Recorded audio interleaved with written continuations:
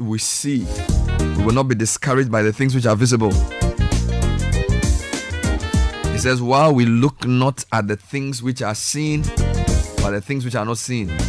For the things which are seen are temporal, but the things which are not seen, they are eternal. Now the beauty is, you close your eyes, but you can still see. I think that's a very powerful reminder that there are things that exist beyond what your natural eyes can see. So the Bible says the wise man's eyes are in his head.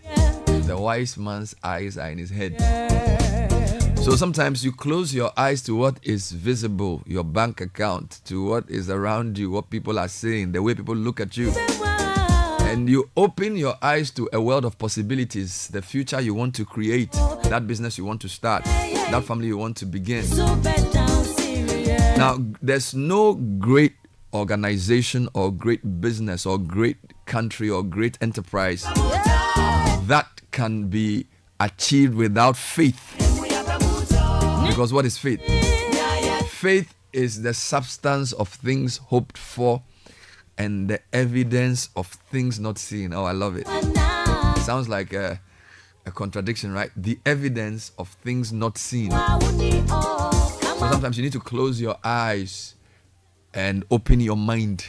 Close your eyes and open your mind to what is possible. Thank you, daughters of glorious Jesus. So we need faith to achieve great things. Seeing the invisible to do the impossible. Seeing the invisible to do the impossible. We will have faith in what God has said about us. Faith in the beauty and the validity of our dreams. Faith that this country will work again. Faith that the black man can manage his own affairs. Faith that we have a place in the committee of nations, that we have a seat at the table of greatness. Even though some people have slammed the door in our faces and they say we are not qualified to speak, we have a voice, we will not be silenced. It takes faith, confidence in the future that has been shown you. But it all starts with what you see. What do you see? That's the question. This is Life Sense, brought to you by ADB, the People's Bank. Get in touch. Call 0302-210-210. Let's give you a better deal than what you currently have. A loan to deal with your personal financial issues. ADB, the People's Bank. ADB, truly agri and more.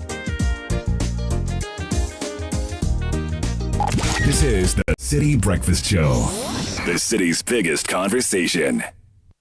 We understand the excitement and preparations that comes when your child gains admission into senior high school. But we at the Agricultural Development Bank, ADB PLC, also understand the financial burden this comes with. The chop box, trunk, school mattress, you name it. That's why we have partnered with Prospectus Ghana Limited to offer financial support for parents by introducing the ADB Quick Purchase. With a smart loan of up to 20,000 Ghana cedis, you can pick up all the items on your child's prospectus for school. ADB PLC offers you a repayment plan of 12 months to relieve you of all that heavy financial burden. Every ADB customer who receives their salaries through the bank, military and police personnel, and all other workers on the Controller and Accountant General's payroll qualify for this facility. Walk into any ADB branch nationwide or any Prospectus Ghana Limited office near you to apply for the ADB Quick Purchase. Terms and conditions apply. ADB, the People's Bank. ADB, truly a Greek and more.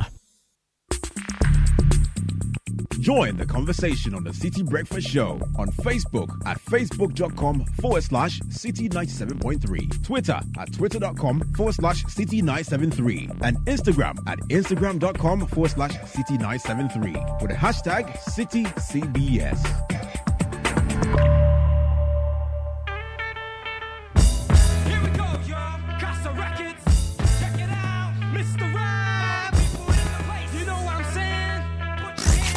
Unleashing the power of relevant radio. This is Citi 97.3. The Citi Breakfast Show. Rise above the noise. Check it out, y'all. You don't stop. Keep on. Keep your eyes on the road. Yeah, Ghana. This is Ghana. Big shout out to Galamsey, all the people in Africa. I cry in a bed. This one's told. That's right. Yeah. DJ Do I make myself clear? Yeah. Do I make myself clear? Yeah. Then clap your hands like there was a million mosquitoes in here. Jump like you was some crazy ass frontier. Party people, show me how you feeling back there. Do you wanna party boogie? Then get out your chair. The big behind baby came to shake a rare. Call me whatever you want, but don't call me Seth. Black Musketeer, I swear, I do declare this year definitely my year. So cheer, cause that's all the boy really wanna hear. But beware, no fear. I see the jealousy everywhere. I work for myself, so you can't tell me nothing. Now who's laughing? I told you to play, kid. You thought I was bluffing. Never say die till the bones are right. I dropped one album, now everybody rapping it. Opposition digging it, got your mother screaming it. I got the youth backing it, got the feeling when I'm talking. Don't care if you drive a truck, C-class or you walking. Respect yourself, cause I'm watching. Cause my style is shocking, got the clock ticking. Yo, tell me, I be the number one secret weapon. In Africa, I'm open for discussions, now tell me.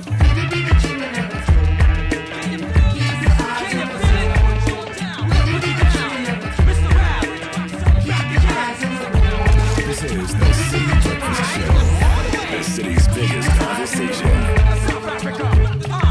And this is particularly important in times like this because almost every day we're hearing, apart from the Saturday crash, and of course there was one on Friday on the Accra Kumasi Road, there's been another one on the Kumasi Obuasi Road, which took 14 lives. And now this morning on the Accra to Mamoto Way, another crash. So keep your eyes on the road.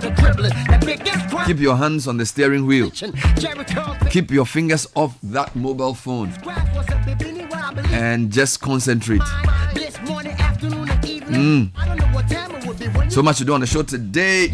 Starting off the newspaper review brought to us by Total. Total. Yeah, we have an additive enriched fuel with a 3-in-1 action. Cleans your engine, protects its life, and lowers your fuel consumption. You will drive some. Experience the difference with Total Energies. New formula, choose quality. I'm burning. I'm feeling very, very happy. Every hour, new pages turn. Every day is a new chapter to keep your dreams alive. Today, a tabletop owner. Tomorrow, a shopfront owner. Today, a student. Tomorrow, a bank manager. Today, an apprentice. Tomorrow, a master. And the list goes on. And everything was fancy. Now, whatever you do to add value to this world, we at Fidelity Bank will power that dream. Do I make myself clear? To inspire your success and collaborate with you every step of the way.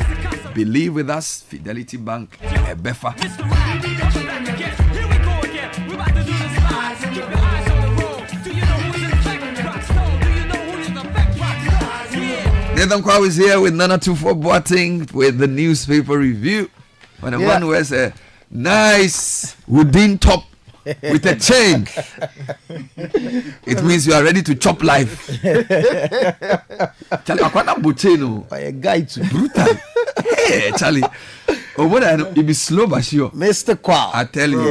No, you be big man. Ocho chain. No, with a wooden top. You're a big man. How be? Charlie, I do inside. You there inside? Charlie, I do Don't be inside. Keep your eyes open. If it comes you, go over you.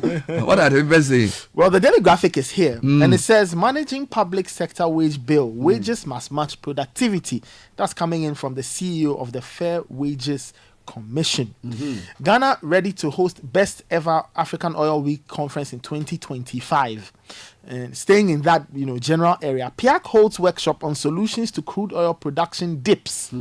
Finance Minister welcomes Moody's upgrades, and technological breakthrough MIIF UMAT collaborate to clean polluted water bodies. And on the back page of the daily graphic, some very troubling news: 3 killed in rock blasting at Gomwa Buduburam. We brought that story to you yesterday. It's very serious. Quite disturbing. All right, I'll take you to the Ghanaian Times. Front page says, big boost for mental health as government adds 4 disorders to NHIS benefit packages effective November 1. Election 2024, EC to print 19.1 million ballots, captures 18.7 million on provisional register. We are eternally grateful for development of Savannah region. Yagbonra applauds President Akufo-Addo. Kwawu Abenehene Japan II resigns as ADB board chair over alleged improper conduct. And when you go to the back pages, the big one in sports, it's a make or break affair for Black Stars as they face Sudan in Libya today. The Daily Guide is here. It says 2024 elections, EC names 40,647 polling stations. Government adds 4 mental health conditions to NHIS.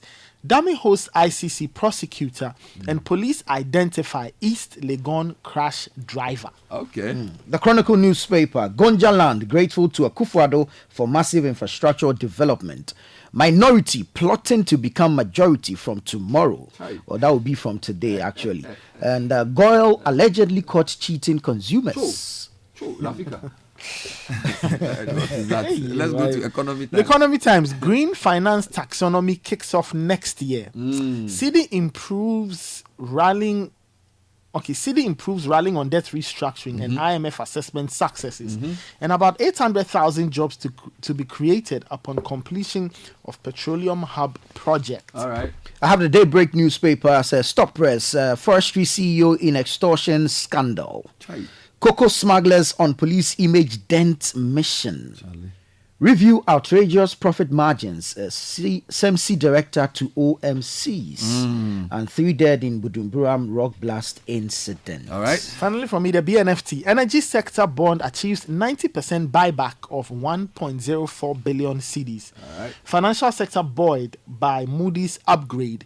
And of course, there's the UMAT and MIF story. They collaborate to clean waterways with Operation Clean the Water Bodies. Early results show improvement in Pra and Bromo rivers. All right. I'll wrap it off on my end with the graphic business says, as NPLs grow, Access Bank supports 20,000 businesses with loans. Republic Bank launches 2 products campaign. 5G service goes live November 1. Exciting times for SMEs, beckons, and government to create manufacturers out of importers. Let's go online. CitiNewsroom.com. Parliament reconvened today at AICC. Now, this is an interesting one. IES backs calls to merge PURC and Energy Commission. In other stories, Ghana lost 120,000 tons of cocoa to smuggling. You read that earlier. Between 2022 and 2023, Cocoa Board is telling us Ghana Armed Forces is warning against unauthorized use of military uniforms.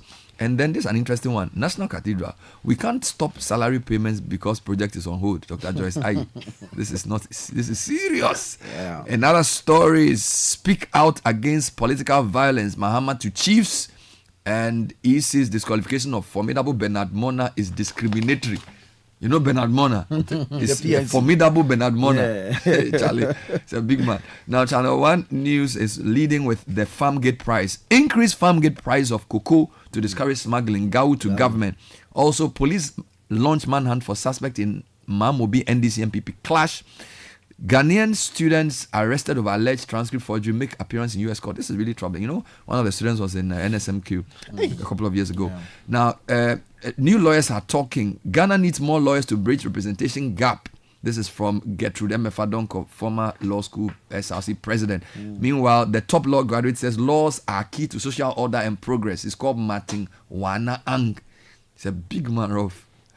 And then this Budumburam issue has 30 injured, 3 dead. The Ministry of Roads is investigating. My Joy Online is leading with an online exhibition of provisional voters register to begin today. There's a live IPAC meeting which will be live on Channel 1 television. And then other stories, human irresponsibility causes over 90% of road crashes. Nana, 90% is human 90%. irresponsibility. Yep. Meanwhile, Sister Gabra says we are joking with people's lives when it comes to road safety. Yeah. He also says the culture of impunity reigns on our roads. This is in relation to all the crashes we've had in the past few days. GNA, Baumia campaigns in Bono East assures farmers of enhanced social economic livelihoods. 9 cholera cases recorded in Greater Accra. Court issues injunction order against Agona West MP Basse from campaigning. An environmental group calls on government to stop burning Galamsey machinery. BBC, UN peacekeepers will stay in Lebanon as Israeli airstrikes in north kill 21. Charlie, this is the headline of the day. Al Pacino says it's fun to be a new dad. Guess how old he is? 85. 84. No. Oh Lord. Al Pacino. You know, the Godfather is a grandfather. Hey! Al Pacino. No. The guy is a big man. The Don. At the age of 84, the star of films including Dog Day Afternoon, Heat, and The Irishman has written his autobiography titled Sonny Boy. Okay. Oh, Charlie. When I grow up, I want to be like him. Let's get into the details. Pacino. He's a big man, Charlie. He's walking, and he's guy walking. Charlie, no. All right, I'll take you to the Ghanaian Times. We're in the electioneering season. And what's the EC saying? EC says it will print 19.1 million ballots. It has captured 18.7 million on provisional register. Story by Julius Yao Petechi. The Electoral Commission EC has released the ballot statistics to guide the printing of presidential and parliamentary ballot papers for the conduct of the December 7, 2024 general election. Now, per the data published by the Commission, a total of 19,149,287 ballot papers are to be printed for each of the presidential and parliamentary elections across the 40,975 polling stations. The figure is a 2% increase of the 18,772,809 voters on the provisional register for the pending elections. Now, in a statement issued in Accra yesterday, the EC said that the methodology of adding a percentage increase has been used by the Commission to guide the printing of ballots since 1992. Still on the EC. Yeah, staying with that, the EC has officially published the list of polling stations for the upcoming elections in December. In a statement signed by Samuel Tete, Deputy Chairman of the EC in charge of operations, the Commission said they had set up 40,647 main polling stations and 328 special voting stations for the election. So this is just a little over 2,000 more than the 38,000 polling stations, and essentially just splitting polling stations that had become like maybe they would have too many voters to just allow for queue management. The other point is that the EC will start its online exhibition of provisional register today, Tuesday, October the 15th, and it's going on till Saturday the 19th. Now, in a statement, the EC encouraged voters to verify their details through the short code *71151# free of charge.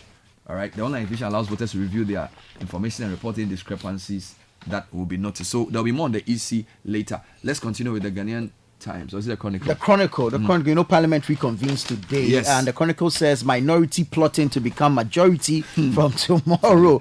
Parliament is reconvening today after recess, and it is likely to witness a test of the Constitution should the minority go ahead to move the motion for 4 seats to be declared vacant.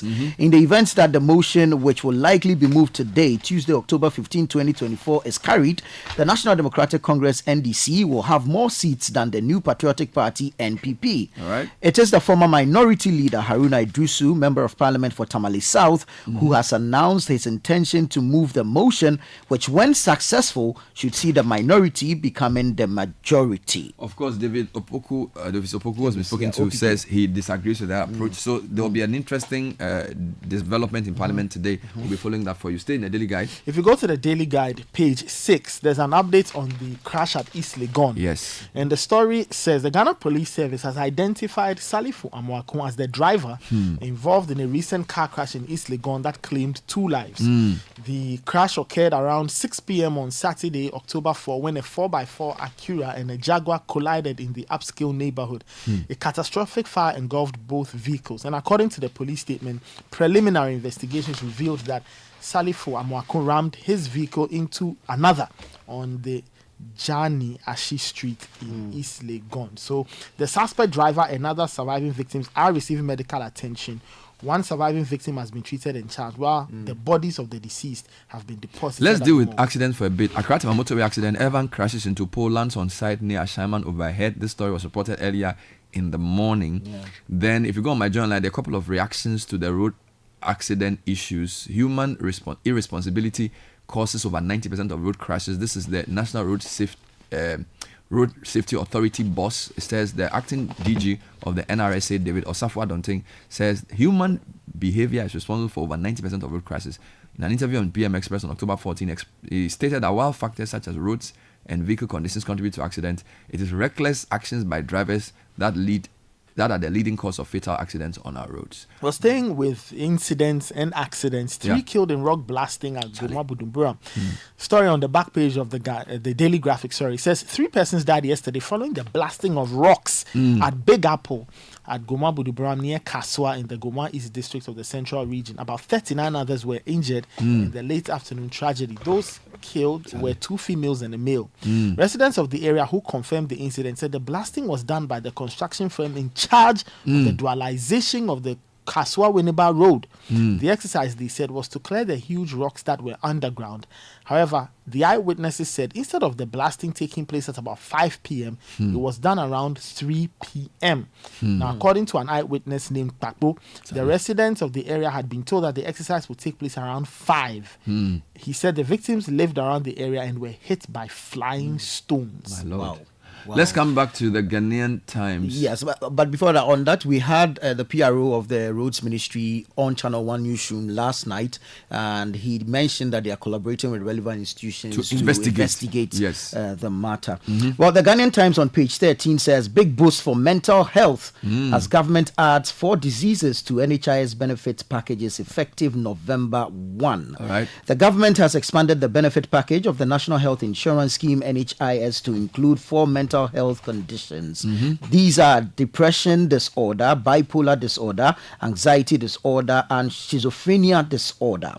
Implementation of this significant addition will take effect from November 1, 2024, with the coverage involving outpatient services and the initial acute hospitalization stage, says the Chief Executive Officer of the NHIA, Dr. Dacosta Abuaje, in a statement signed and issued in Accra yesterday. Quote, by this initiative, NHIS subscribers can access these essential services from any NHIS accredited facility. However, these services remain free of charge at the country's specialized mental health care hospitals. Let's go to cocoa. Ghana lost 128,000 tons of cocoa to smuggling. You read this on the news in the morning. Now, according to CEO of Cocoa Board, Joseph Boyan Edu, this poses a significant threat to the country's cocoa industry, which is vital for the economy. The smuggling of cocoa beans, a long-standing issue in Ghana, appears to have worsened in recent years, driven largely by the allure of favorable prices in neighboring countries. Now, the CEO was speaking at a press conference yesterday. He was deeply concerned about the growing trend of cocoa smuggling, lamenting that despite concerted efforts by Cocoa Board and other government agencies, little progress had been made. Now, there's a piece of advice for him on Channel 1 News where the GAU is asking that they increase the farm gate price to discourage smuggling. So the General Agricultural Workers Union has called on the government to raise the farm gate price of cocoa beans to help Ghana compete with other cocoa producing countries. This follows what we reported yesterday. If government wants to avoid smuggling, they should look at the price variation. He says the price variation of about 5,000 incentivizes the smugglers to do so because they will reap a lot of difference in the price variation. So government must increase price to match those. Well, the CEO of Cocoa Board is captured here on page 4 of the Ghanaian Times, saying that zero borrowing arrangement makes cocoa sector more sustainable. Okay. Story by Clef Ekufo.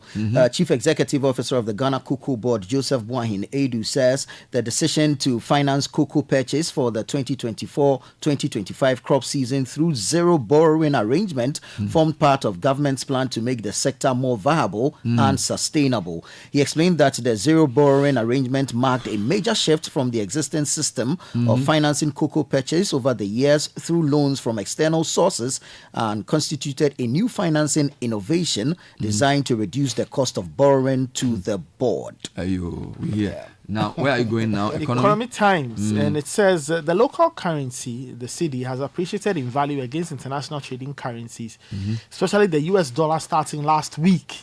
The cedi appreciated by 0.09% against the US dollar over the week, closing at a mid-rate of 16.19 cedis per dollar. It also saw a 0.35% gain against the pound and a 0.28% rise against the euro. This is attributed to successes in the country's ability to secure restructuring of $13 billion of Eurobond debt, as well as reaching the IMF staff level agreement on the extended credit facility program. Let me take you to the National Cathedral, which has generated a lot of controversy. We can't hold salary payment because project is on hold, Dr. Joyce Ayi.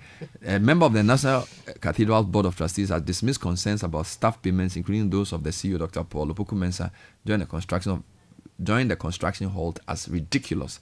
Her response follows growing concerns about the project's stalled progress and its impact on staff salaries.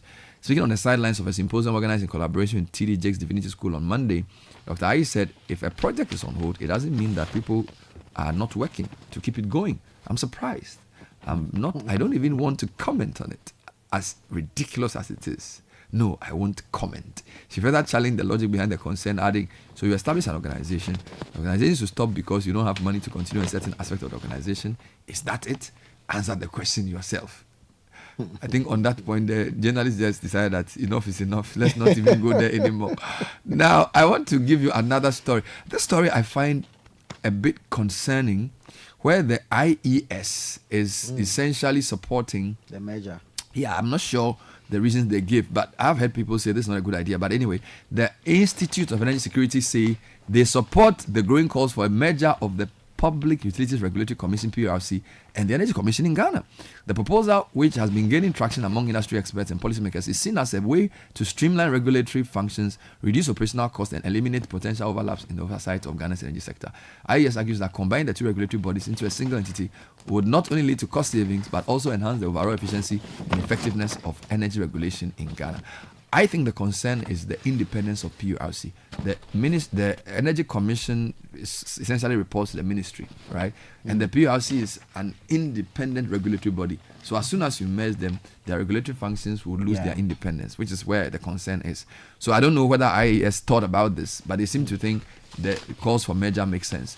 I really don't agree with that. Let's get other stories. Well, we can go into the Daybreak newspaper, which is talking about profit margins on fuel. Page 3 says, review outrageous profit margins. SEMSI director to OMCs. The Center for Environmental Management and Sustainable Energy, SEMSI, has advised oil marketing companies, OMCs, to reconsider their profit margins in order not to push fuel retail outlets out of business. According to the center, it is about time OMCs offered at least 50% of the OMC margin to the dealers. Otherwise, they will lose these dealers to other OMCs who offer better contracts. Mr. Benjamin Insia, the executive director of SEMSI, insists that pricing is a major determinant of consumption in the petrol and diesel retail market, stressing that OMCs that offer comparatively affordable prices attract and retain petroleum consumers. There's an interesting story on the BBC. African nations race to put satellites in space. It's a good read. Nigeria is going to boycott AFCON 2025 qualifier in Libya because their players were stranded at the airport.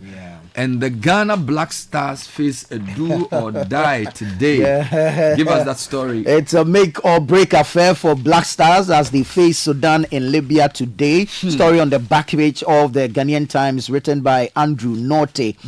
In Libya today, Ghana's Black Stars would be on a mission to rescue a failing AFCON 2025 qualification bid when they face Sudan in a second leg double header. Why are we all playing in Libya? Why is Nigeria playing in Libya? Is Libya now the headquarters of AFCON? What's happening? I think Sudan chose to play in Libya as their home because of the crisis. And Nigeria was going to play against Libya? Yeah, I think that Nigeria's match was against Libya. Yes. And they were made to sleep in the airport for 13 hours. So they said they won't play no AFCON access again. to internet, no food, no water. So they've boycotted the AFCON. They've pulled out the match or the tournament itself. No. This particular game. I hope CAF doesn't do anything funny. Well, we'll see. CAF will have to investigate. For CAF, some of their decisions. You remember when the Togolese team was shot in Angola? Yeah, Angola. And Togo withdrew from the tournament. CAF went ahead to ban them. Yeah, I mean, that's when I lost hope in African football. This is the City Breakfast Show, the city's biggest conversation. Oh, jump on now. Go. Google me. At what time when you come back where I don't hear the sound of your car? Why you buy new car? No, I not change my car. It be the same ride. It be the fuel way I change. Way one shouts it. Ever since I started using the all-new Excellium Premium Fuel, fortified with 3-in-1 action. Oh, Joe, now my car they run like electric car. No, it's so. This is the type of fuel where they want to. Because now engine they cost. Where they want for way if I buy it, it go protect my engine. And with the small way I buy, I go drive, sir. Absolutely. It's like strapping a turbocharger to your engine and giving it a protector. And what they bust my mind said be the 3-in-1 action. No, Excellium they prevent up to 99% of deposit. It be anti-wear, some be anti-corrosion. Won't pay when I open them. Hey, so where can I find this magical fuel? Just head over to any Total Energy service station and your car will thank you. Hey, then make a finish my go be fast, then rush go Total Energies. My friend, but why your hand my go be inside? I give you info. Make a feel the go be too small. Go. Yo, Pana. Excellium is designed to protect your car engine, decrease fuel consumption, and lower CO2 emissions. Don't say fuel, say Excellium. Choose Excellium, choose quality.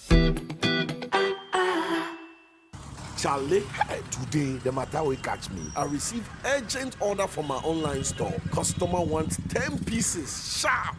But my wahala be delivery. Stress so me too. I no get order in weeks. So then I make slow. Charlie, I decide to deliver this thing myself. Quiet. I was willing to trust my small tired car like that. But boy, I no even leave my area where the whole place full of snow. Engine kaput, pasca. As the boys they help me push the car off the road, where I look up and raise my head, where I see for Fidelity Bank billboard top. This too just be chapter. Then Norma Vim come. Listen, I dog the sadness and find Okada fast. I deliver all the goods, collected my money, and even got referrals from this customer. At Fidelity Bank, we believe you can achieve your dreams. Believe with us. Ebefa.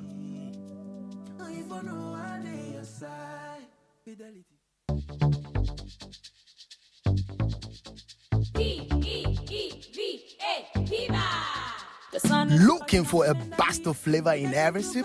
Discover the refreshing taste of Piva Beverages. Enjoy the classic Piva Cola flavor, perfect fit anytime. How about a fruity adventure? Try our delightful Piva orange fruit drink packed with recognized citrus flavor. Craving something exotic? Our Piva cocktail fruit drink brings the tropics to you. For a sweet and juicy treat, grab our grapefruit drink and don't miss out on the refreshing Piva Tangerine fruit drink, bursting with tangerine flavor. Piva Cola, Piva Orange, Piva Cocktail, Piva Grape, Piva Tangerine. Grab yours today. Available now at your local store. Call us on 055-00-322-31. Piva, a taste you love. This advert is FDA approved. P for Piva. The City Breakfast Show. Rise above the noise.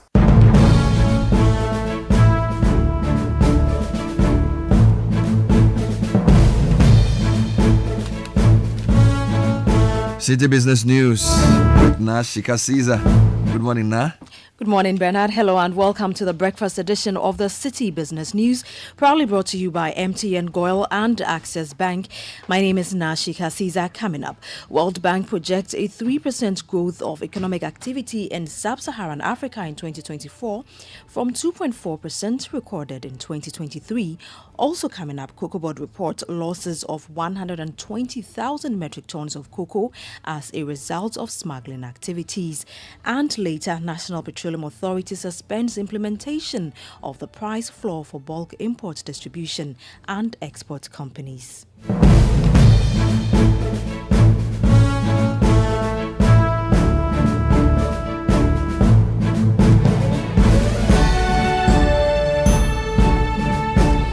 Let's get into the details of our stories now. Growth of economic activity in sub-Saharan Africa, including Ghana, is projected to grow by 3% in 2024 from the 2.4% recorded in 2023 and later accelerate to 4% in 2025 through 2026. According to the October 2024 World Bank Africa Pulse report, this will be on the back of strong private consumption and more investment. Here's more. The growth forecast for the region in 2024 has been downgraded by 0.4 percentage points. The growth recovery in the region is also driven primarily by private consumption and investment. Private consumption is set to increase in 2024 as declining inflation raises the purchasing power of African households. Expectations of monetary policy rate cuts are boosting business sentiment and thus fostering investment. This increase still places the region's living standards in 2025 below their level in 2014. The World Bank notes that there is growing urgency to jumpstart growth from its low growth trap environment over the past 10 years. For the World Bank, this means that fiscal policies need to be geared to support smart investments for growth, lift the poor and disadvantaged, and increase spending efficiency. Policies that provide an enabling investment environment are also critical. Investments in energy transport, networks, and telecommunications can also accelerate inclusive growth by removing productivity constraints, reducing the costs of delivered goods, and facilitating the movements of people and products, and increasing competitiveness. For the World Bank, investments in people are also key to boosting productivity and ensuring a prosperous future in the sub-Saharan African region. That report was filed by Netili Neti Ajaho. Now, the Ghana Cocoa Board has reported a loss of 120,000 metric tons of cocoa between 2022 and 2023 due to smuggling activities. The Chief Executive Officer of Cocoa Board, Joseph Boahinedu, stated that despite effort to combat the issue, smuggling continues to pose a significant challenge to the cocoa industry. Speaking at a press conference in Accra, Joseph Boahinedu expressed concern over the growing menace. About 100 to 120,000 metric tons of cocoa out of Ghana, especially in the last 2 years. Now, for last year and this year in particular, this had been so. I think now I'm coming to your question. This had been so because the international market trading system is inverted. When you say it's inverted, it means that today the spot price had become more appreciable. The Chief Executive Officer of the Ghana Cocoa Board, Joseph Boahinedu, also explained the rationale behind adopting a forward sales strategy, insisting it will ensure the stability and sustainability of Ghana's cocoa sector. For us, producers to that the sellers, that also looks good because if we were to deliver the cocoa immediately, assuming we even had it, we were just going to earn X. But if it had to be delivered in the future, we will earn X plus $200. And then it also gives the producer or the seller time space to plan. And that's when we're able to advise our farmers to do pruning, do hand pollination, do spraying, and so on and so forth. Before March 2023, the future price was the best, far better than whereas futures were around 2,200, spot was around 1,009. And definitely, if I went to the market, I will ensure that I sold my cocoa. So by the time we're about to hit April last year, we have sold a lot of cocoa around $2,200. You heard there the CEO of Cocoa Board, Joseph Boahinedu, speaking there. Moving on, economist Professor Patrick Isumin is warning of a further depreciation of the cedi due to the commencement of external debt servicing. Already, the Eurobond debt service began last week Friday, comprising $320 million in coupon payments, which were previously frozen due to a debt service freeze announced in 2002. Professor Patrick Isumin, in an interview with Citi Business News, says this will further compound the woes of the local currency, urging managers of the economy to implement policies that strengthen the economy, ensuring the country is able to meet its debt obligations to bilateral creditors.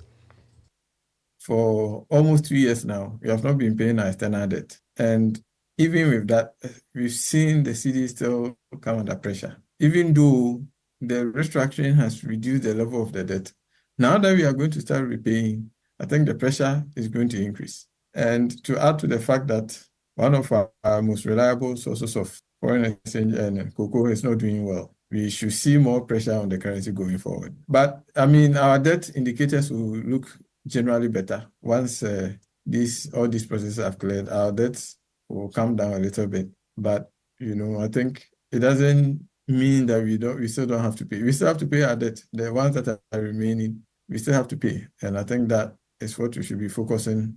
We should be making sure that the economy is growing stronger and is getting more resilient. And especially from 2026, when the repayment will come on full stream, we are in a position to start repaying. That was Professor Patrick Isumin, who is an economist. Now, the National Petroleum Authority, NPA, has suspended the implementation of the price floor for bulk import, distribution and export companies, BDCs, as outlined in the amended petroleum products pricing guidelines. The guidelines set a minimum price for petroleum product, which oil marketing companies, OMCs, liquefied petroleum gas companies, and BDCs are prohibited from going below when pricing their product.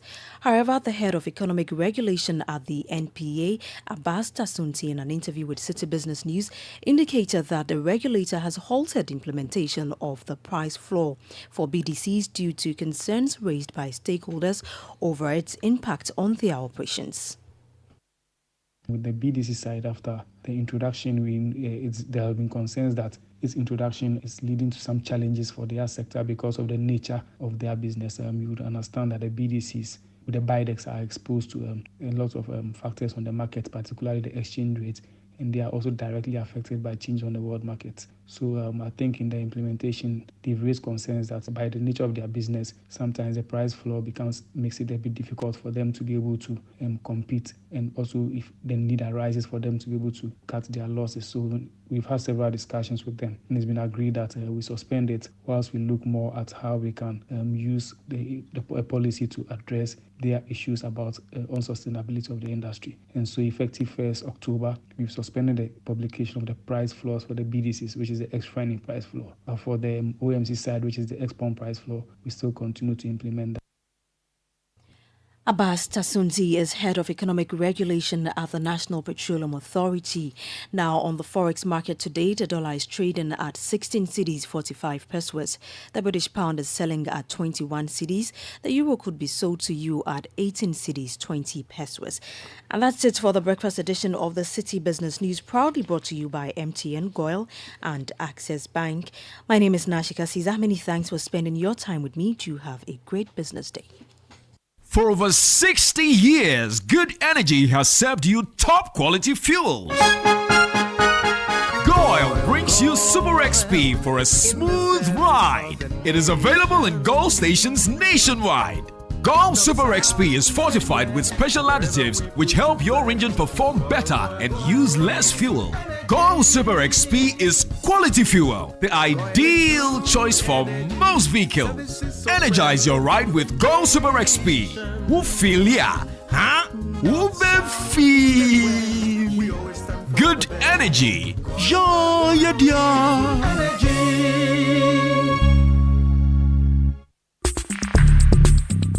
Join the conversation on the Citi Breakfast Show on Facebook at facebook.com/Citi97.3, Twitter at twitter.com/Citi973, and Instagram at instagram.com/Citi973 with the hashtag CitiCBS. This is the Citi Breakfast Show, the city's biggest conversation.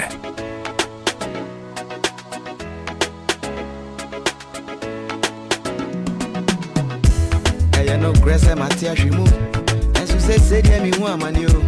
Pinimin Chima, me so moo. We send me granny, Miss Antosu. Picture, I may. I am his baby Gramudio. 7 after 12. It's 12 after 7, rather. 7:12 a.m. Okay, let's keep it simple. Coming up next is Kickoff. The latest from the world of sport. Proudly brought to us by Zonda. Zonda is saying, in a world where dreams are the driving force, one company stands out as the hope of transformation. Zonda Ghana Limited, they are giving you everything from Shantui bulldozers, excavators, graders, payloaders, rollers, pickups, TX trucks, and oil tanks, all made and assembled right here. Visit any of their 7 branches around the country, or you can go to their head office off the Temaplao Road, or call them on 0501 772222. Zonda built in Ghana, building Ghana. Kickoff is also brought to us by Shell and by Polytank. The Black Stars on the menu. You can imagine that they need to find the result today. All that and more coming up in the next 10 minutes with Bernard Abekootri giving us kickoff on the City Breakfast Show. The City Breakfast Show. Rise above the noise.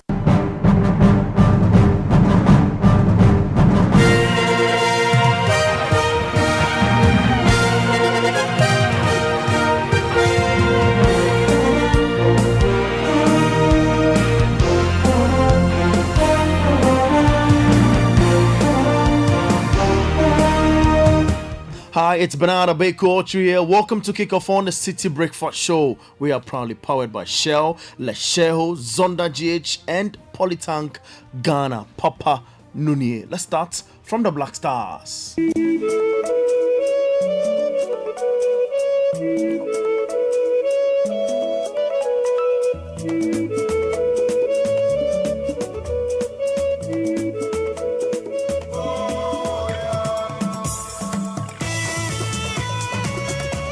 Former Black Stars midfielder Umaru Sanda Amadu has expressed confidence that the team will avoid a repeat of past disappointment by securing qualification for next year's AFCON in Morocco. Two poor results would eliminate Ghana from the tournament, marking the second time the Black Stars have failed to qualify. The first being in 2004 when losses to Uganda and Rwanda led to the dismissal of former coach Bokaziz.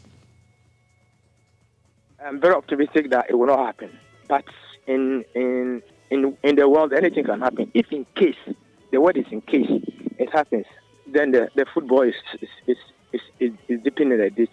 Don't want it to get there because, listen, for some years, when there's qualifiers like this, Ghanaians doesn't even ask how we are going to qualify. They always speak about how to win the cup. But if we have left from how to win the cup to semi-finals, to quarter-finals, and now we are struggling on group stages, and now even qualification is getting problematic, then we are heading in a hole that if we drop in, it will be very difficult for us to come back. I hope history will not repeat itself, and the boys know this, the FA knows this, and what we can do for them is to support them and pray for them. Let's pray that it doesn't get there, because if it get there, that means our football is doomed. Umaru Sanda Amadu also weighed in on Otuado's decision to appoint Mohamed Kudus as captain for the first leg against Sudan. According to Bedu, Kudus' challenges with the Black Stars are unrelated to wearing their captain's handband. No, but you can't blame him. Club football is different from national team football. Me, even myself, it happened to me. It came to a time I wasn't getting too much playing time. When I went to Udinese at first, I wasn't getting too much playing time at the club side. But whenever I come to the national team, I was exceptional. So normally it happens. It depends on the mentality and the character and the players around you. It's not about only the individual player. You can do whatever you do, but it's a teamwork. So it's not only about him. Even Inaki himself is doing what his club. When he comes here, he's also struggling. Semenyo, at times he plays well, but what he's doing in his club is not what he is also doing here. So I don't want to single out one person. All our stars who are doing well in their club side, anytime they come here, then there's a problem. That means the teamwork, the consistency, and a lot of things that is not helping them. Which one is they don't know each other very well. Maybe the style of play doesn't suit them. Or maybe some of them are suffering on the career they are in. So I don't want us to single out as Kudus. Yes, he's a good player. He's very young. He will come very good. It is certainly unrelated to wearing the captain's armband. That's according to Umaru Sanda Amadu, the former Black Stars midfielder. Meanwhile, Black Stars head coach Otuado believes that there are more positives to expect from his team should Ghana beat Sudan later today. Otuado believes that with a team's blend of good structure and good players, a win over Sudan will get his team to deliver better results. Very satisfied with the training. I think the boys adapted well. They're already willing to show what they can, and to make the last results out of their heads, and I think it's obvious that we need goals. We created a lot of chances against Angola. We deserve to win this game. We didn't play well against Niger. In the last game, I think we also deserve to win. Very, very unlucky. But there's a speech in German like alle guten Dinge sind drei. So like I think English is 3 times lucky. So I think we had 2 good games with Angola and also our last game with Sudan at home. And this is the 3rd game now. And when we play the way we played the last game, we will win. I think in Ghana is Sinianim. Yekon Prensa. And I think it was good that Angola won. If Niger would have won and would have been past us, that would have been bad, I think. And now the situation is still in our hands, and we need to win this very much tomorrow. And once we are second, I think we all know and we saw that we can beat all of those teams we played against. And but once we are second, I think still in our own hands, and this is what we are looking for. So we're looking for tomorrow's win, and then we'll be back on track. That's the Black Stars head coach Otuado with some proverbs in there. Interesting, isn't it? But there's live radio commentary later today, right after Prime. At 1 p.m., there's live radio commentary where Sudan face the Black Stars of Ghana. On the pitch, the Black Stars allegedly left strange objects on the Martyrs of February Stadium pitch after a training session. After its training session, Sudan officials reported to Libyan football authorities about strange objects left behind on the pitch after the Black Stars training session. The alleged strange objects have been identified as pieces of garlic that were spotted on the pitch before Sudan took their turn to train. Let's take a look at some AFCON matches coming up later today. It's Chad up against Zambia. Lesotho take on Gabon. Malawi versus Senegal. South Sudan versus Uganda. Tanzania up against DR Congo. Botswana versus Cape Verde. Congo take on South Africa. Guinea-Bissau versus Mali. Mauritania versus Egypt. Niger up against Angola. Rwanda up against Benin. Sierra Leone versus Ivory Coast. Central African Republic up against Morocco. Comoros up against Tunisia coming up, and Ethiopia versus Guinea, all happening later today. Well, Libya up against Nigeria should have happened today, but game has been cancelled. Speaking of Nigeria, sports journalist Saheed Afolabi has confirmed that the Nigerian Football Federation has lodged a complaint with CAF regarding the team's poor treatment in Libya. The Nigerian delegation was on its way to Benghazi for a crucial match when their chartered flight was unexpectedly diverted mid-flight to Al Abraq, a small airport typically used for Hajj operations. The team was left stranded with no assistance or transportation provided by the Libyan Football Federation. Yeah, according to the president of the Nigerian Football Federation, Ibrahim Yusuf, they've spoken to CAF, they've written a letter to CAF and notifying CAF that Nigeria will not honor the game, that they are going to withdraw from the game. So that's the statement from CAF. They've spoken to the players, they've spoken to the medical experts of the team, and the medical team of the Super Eagles have advised the Nigerian Football Federation that they shouldn't go ahead of the game because the players are mentally not okay and they are not in the best shape to actually play a professional game.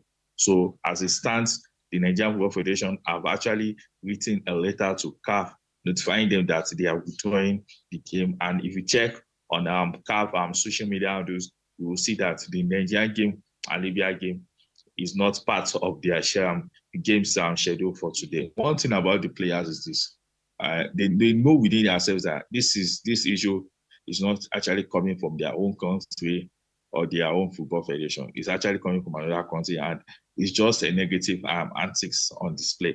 So they themselves know that, okay, fine. When next we are coming, is this one we are going to come with our full strength. So to me, this issue doesn't bother the players because the players know who is at fault.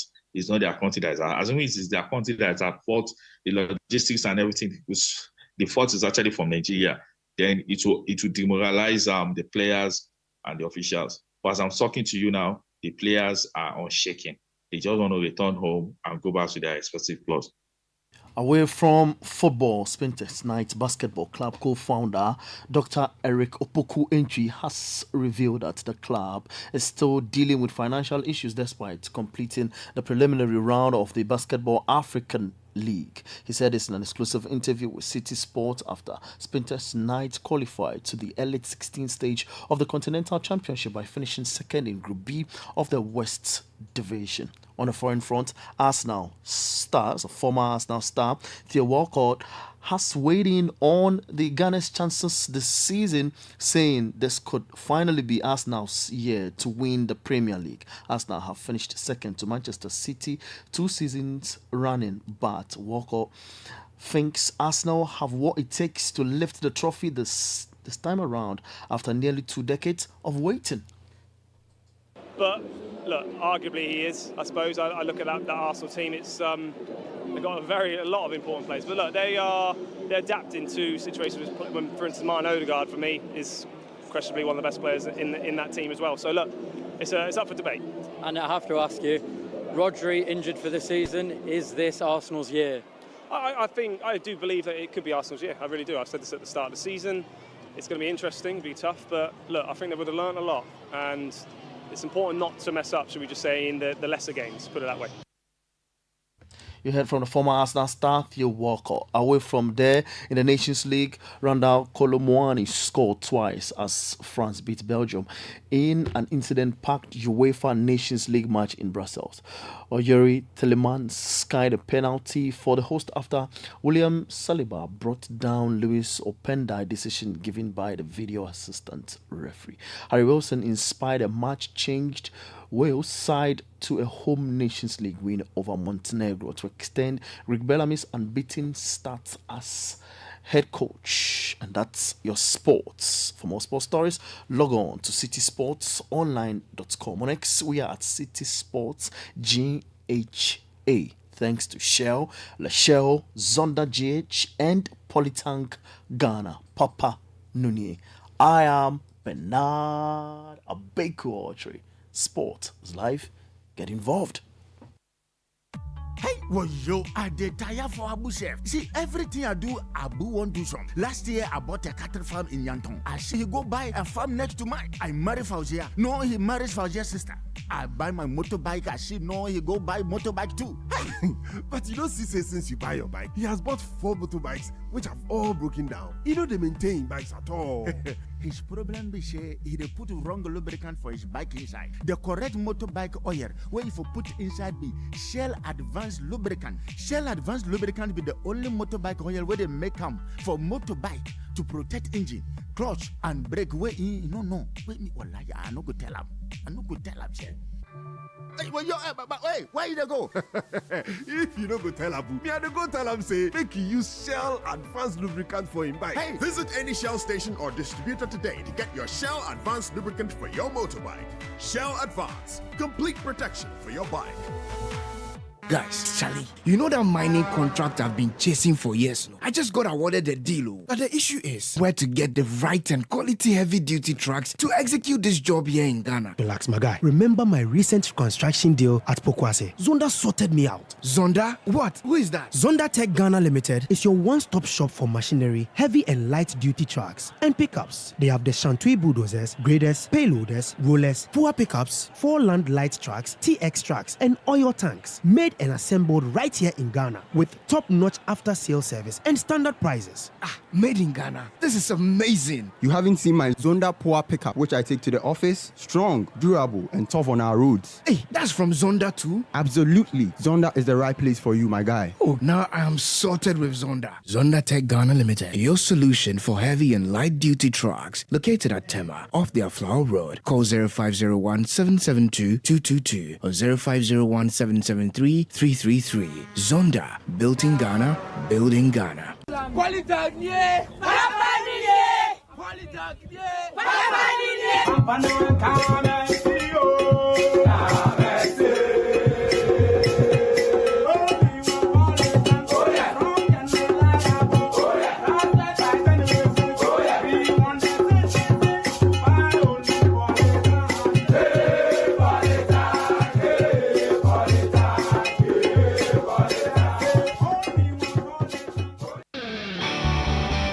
In a world where only the best survives, you need a fuel that can match your drive.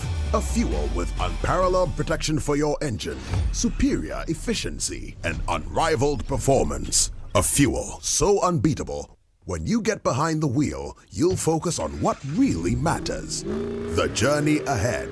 That fuel is Shell V-Power, because no other fuel gives your engine better protection, better efficiency, and better performance. Be unbeatable. Drive unbeatable. Shell V-Power. Shell, go well.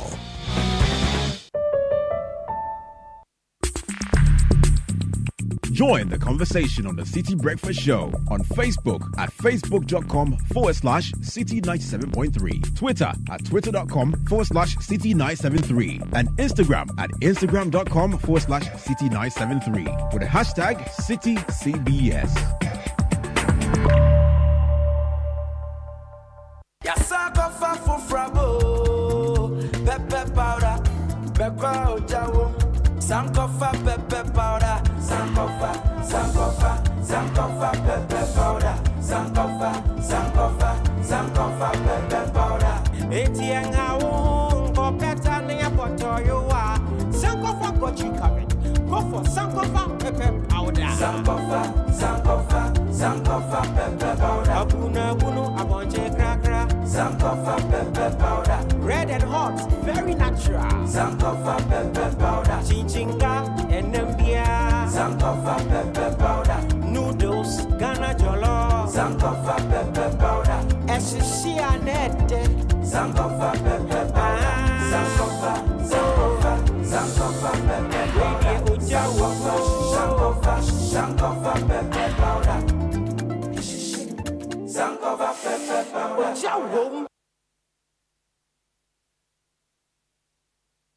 This is the Citi Breakfast Show, the city's biggest conversation. Join the Republicverse. Enter the Republic Bank space. Online or within the banking hall, we open the right doors for you to make the most of life. With our suite of superb banking products and services, our clients, corporate, SME, investments, and individuals get to enjoy amazing benefits. Republic Bank, we're the one for you. We're the one for you.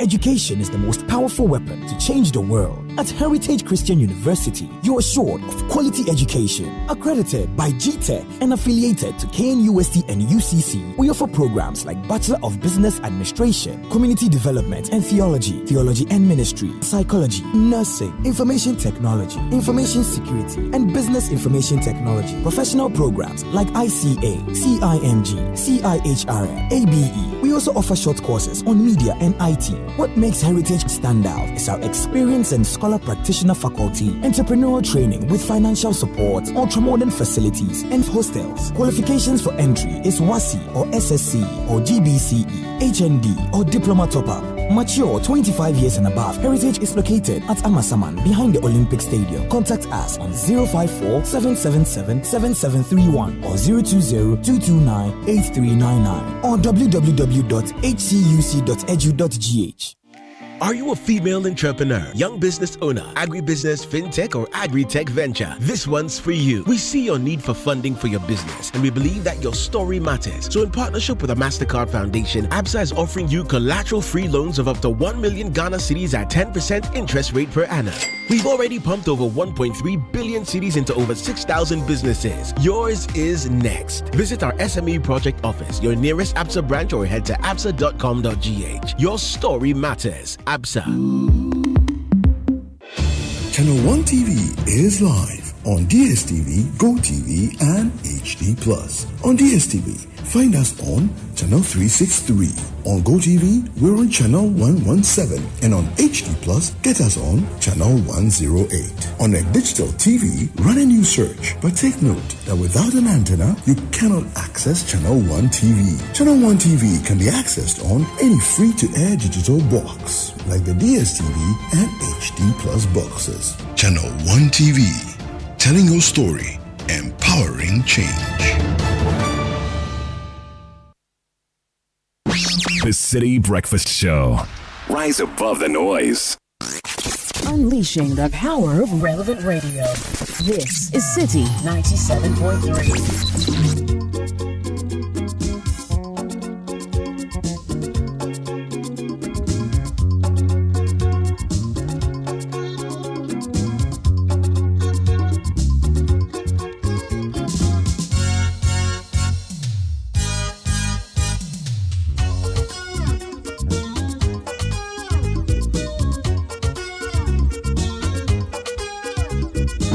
The City Breakfast Show.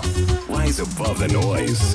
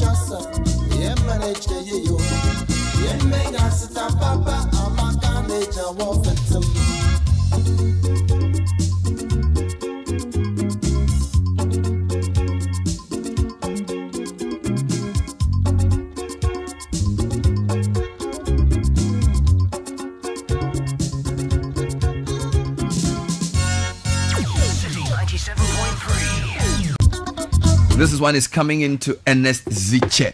If I even send the pronunciation of the name. Group Head of Finance of the Commercial and Allied Services Cluster of the Just One Group and an outstanding ESG professional. Happy birthday to you. Today we celebrate you for your dedication, leadership and commitment to excellence. And this is coming in from who is it coming in from? Richard. To Ernest Ziche. And to George Ankuma, lead tax partner Deloitte, and Benedicta Elom Ayerewaba of the Tax and Regulatory Department of Deloitte, from your country managing partner Daniel Kojousu and the entire staff of Deloitte. Happy 70th to Irene Sarah Hesse of Usu Akwaje. Continue to age gracefully and in good health. We love you so much, Mommy. From your children, Pearl, Belinda, and Beryl Richter. Wishing Emmanuel Tinyasi Yabua a happy birthday. You've been a source of joy to us, and we appreciate you every day. We love you so much. From your beautiful wife, Irajua, and your beautiful daughter, Ikuya, to Emmanuel Tinyasi Yabua. So much happening today on the City Breakfast Show.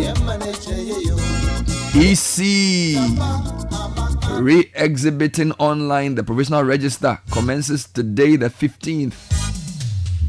We'll give some updates on that. The operation on our water bodies led by the soldiers continues. We'll speak to a man who used to work in that area on whether this is going to work or not. Big explosion near Gomwa Budumburam led to the death of 3 people, 30 people injured. This was supposed to be part of a road construction, led to attacks on the people who were doing the construction. We'll bring you some updates on that as well.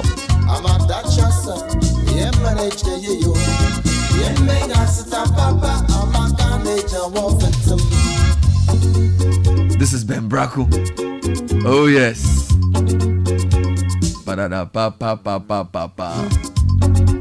Charlie, you have to play another Ben Braku. Play banana, banana, banana, banana. Maybe my group. That song. You know that song? Da na na. Maybe my zoro. That's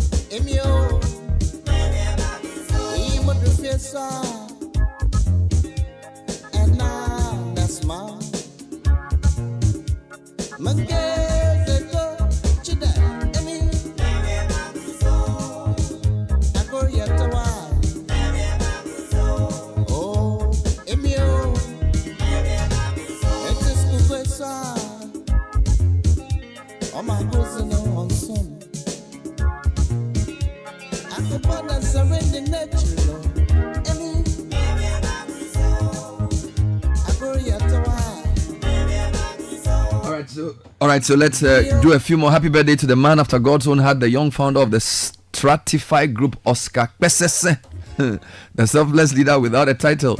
May you grow in wisdom, strength, and prosper in all your endeavors. With much love from a secret man Mara in the United Kingdom to Oscar Kwesese. God bless you. Today is the birthday of my daughter, Clenam Antoinette Keteku. From the entire family, we pray for God's blessings. Yeah, that's Ben Braku. You know, we were born on the same day. I see. Oh, he's a big guy, Charlie. Yes. Now, where are you headed? Are you going to the shopping mall or to buy fuel for your car?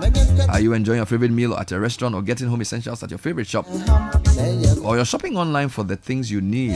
Wherever you go, whatever you're doing, do it with the SG Visa card. It's your best option to make payments for goods and services online or anywhere with a point of sale machine. Enjoy a world of amazing opportunities available with the SG Visa card. Call 0302-214-314 SG Ghana. The future is you. And to all the female entrepreneurs, agribusiness owners, and young entrepreneurs out there, we see you. We understand the challenge you face, your story matters, and we're happy to support you every step of the way.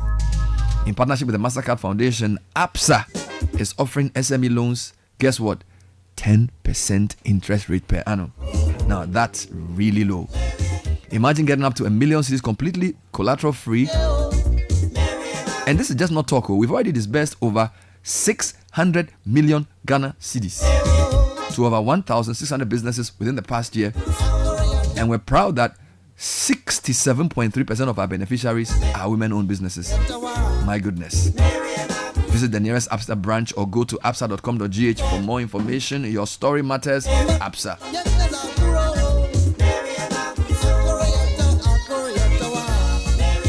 And after this, there's one last one I'll play. You know the last one is called? Which one? Yeah. Boo, boo. Yeah, I actually like that one. I like that one. Drop I like it. that one. I like that one. A bit slower. Yeah.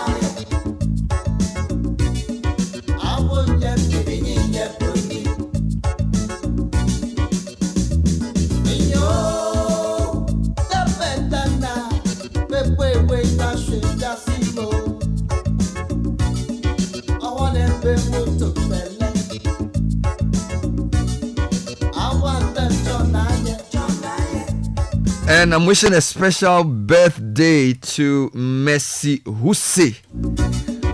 A wonderful birthday. We love you and cherish you from your husband, Romeo Hussein, and the children, Ralph, Harold, and Elsie. Hey, Mercy, this is your husband. He's a doctor by day and a footballer by night. I tell you.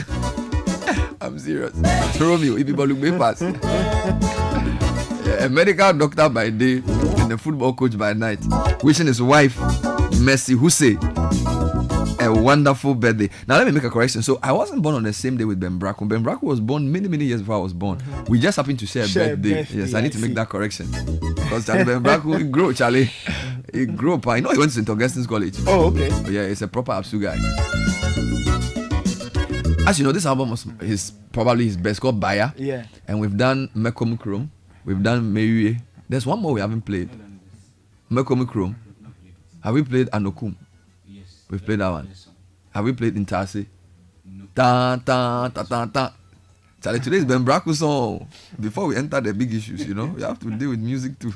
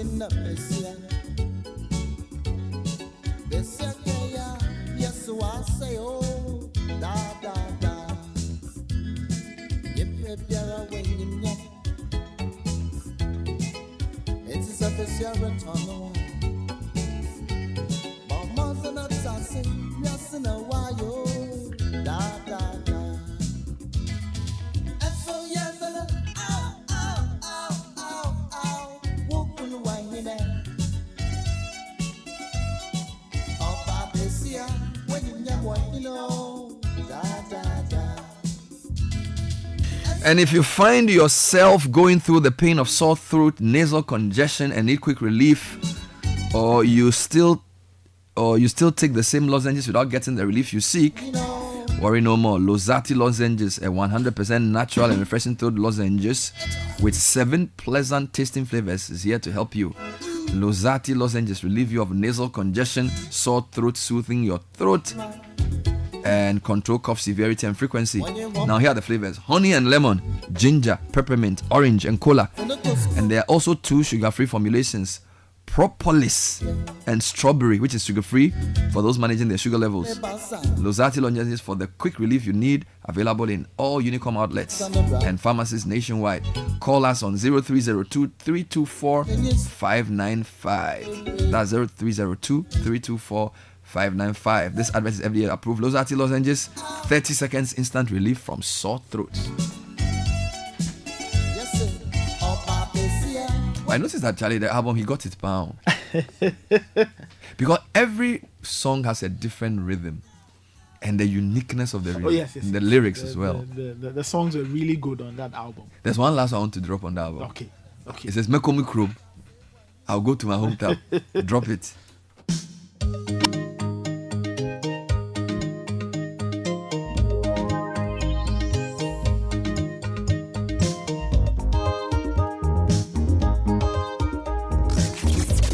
The power of relevant radio. This is Citi 97.3. Citi 97.3.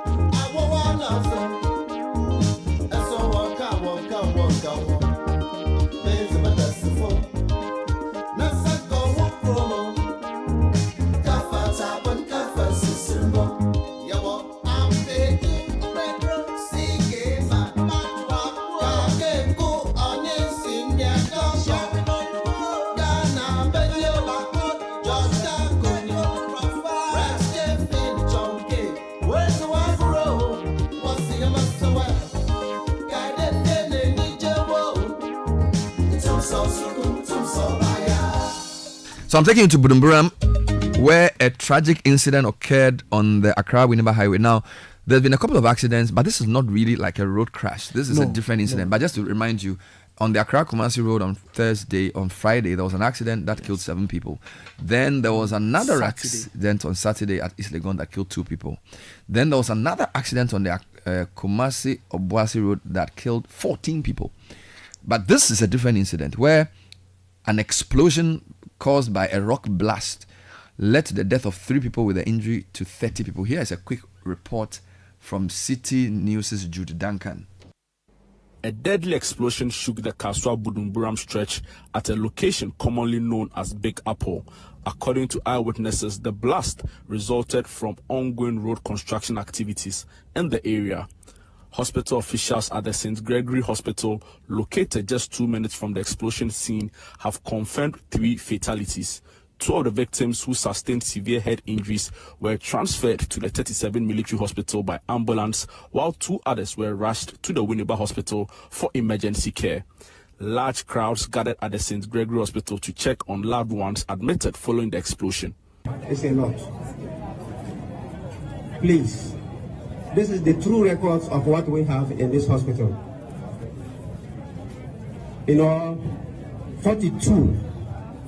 42 people were brought here. As we're speaking, we are referring 4. 2 have already gone to 37 Military Hospital, and the 2 we are waiting for an ambulance to be taken to Winneba. Currently, these people on admission are on stable condition. We have 18 females, 9 males, and we have 2 others in our recovery. 3 were okay and has been discharged. Fortunately, we lost 3. So this is the official position so far that this accident is concerned. We thank you. If you need any information, please don't go asking anybody. Come straight to where we do the recording. When you come, we will equip the officers there, and they will take you around in case you need to see your relative. The explosion left a large crater scattering debris across the highway, significantly worsening the traffic on this already busy stretch. One eyewitness criticized the contractors for failing to notify nearby shop owners and residents about the impending blast. This afternoon, we are all around here. I'm a driver over to the Big Apple right here. And anytime they used to do this thing, they used to come to us that everybody should move from the town. But all of a sudden they come, the drivers and sellers to move from the roadside so that they are coming to do a little blasting. And just a second, we just hear that. The way the team blasted me is not easy. They have never done this thing. They blasted big one like this before. So we don't know what is going on, and the whole town has been collapsed. People have died. Just unnecessary. Where are the contractors on the site right now? Where did they pass? We don't know. All of them have vanished from here. They have found a way to run away from everywhere. Go and see the camp hospital. Go and see what is going over there. People have died over. Another eyewitness and victim, Magajia Sadahatu, whose vehicle and shop were destroyed by the debris, is demanding compensation from the construction company responsible for the project. Every day, since they start doing the road, they inform us when they are coming for blasting. But only today they didn't inform us they are coming for blasting. All of a sudden we are sitting around 1 to 2 o'clock that we see the road is free. Sometimes the traffic can be cut off, then we see that maybe there's no traffic on the road. Then me and my sister were just sitting down chatting. They should let her watch on the road and see what is happening there. And she said somebody said that they are coming for plastic. So she told me that we should run away. Then I said, we didn't pack our things, how are we run away and leave our things here? Then she ran away. Didn't even up to 5 minutes. Then I said, let me get up and go and take and cover my food so that I'll find my way. So I was inside taking the cover of my food. Then I saw that the thing had started blasting. The chair that I was sitting on top, I saw one of the rock come and hit on the chair. Wow. This is the rock. This is the road by taking. They hit the chair that I was sitting on top. I sell rice and other stuff. Is any of your wares inside destroyed? Plenty. The rice, especially the 50 kilo, have been burst by the rocks. And the tomato paste and other things like spoiled. Has the contractor spoken to you? I haven't seen any contractor since the thing happened. I haven't seen anyone of them. And even this, my vehicle that is there, that the vehicles to. So, what are your demands? Are you calling for compensation? Yes, they should come and even look at my roofing. Look at the roof. How the rock has spoiled it. And if you look at this car that is over there. 3 people have been confirmed dead here, with 4 others in emergency care battling for their lives. This is as a result of an explosion incident that occurred on the Kaswa Budumburam stretch. In total, 42 people were admitted. We understand that about 4 people have been discharged following the explosion incident.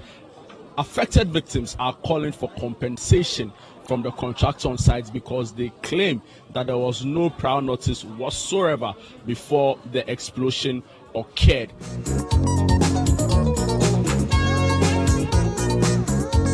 So that was Jude Duncan's report.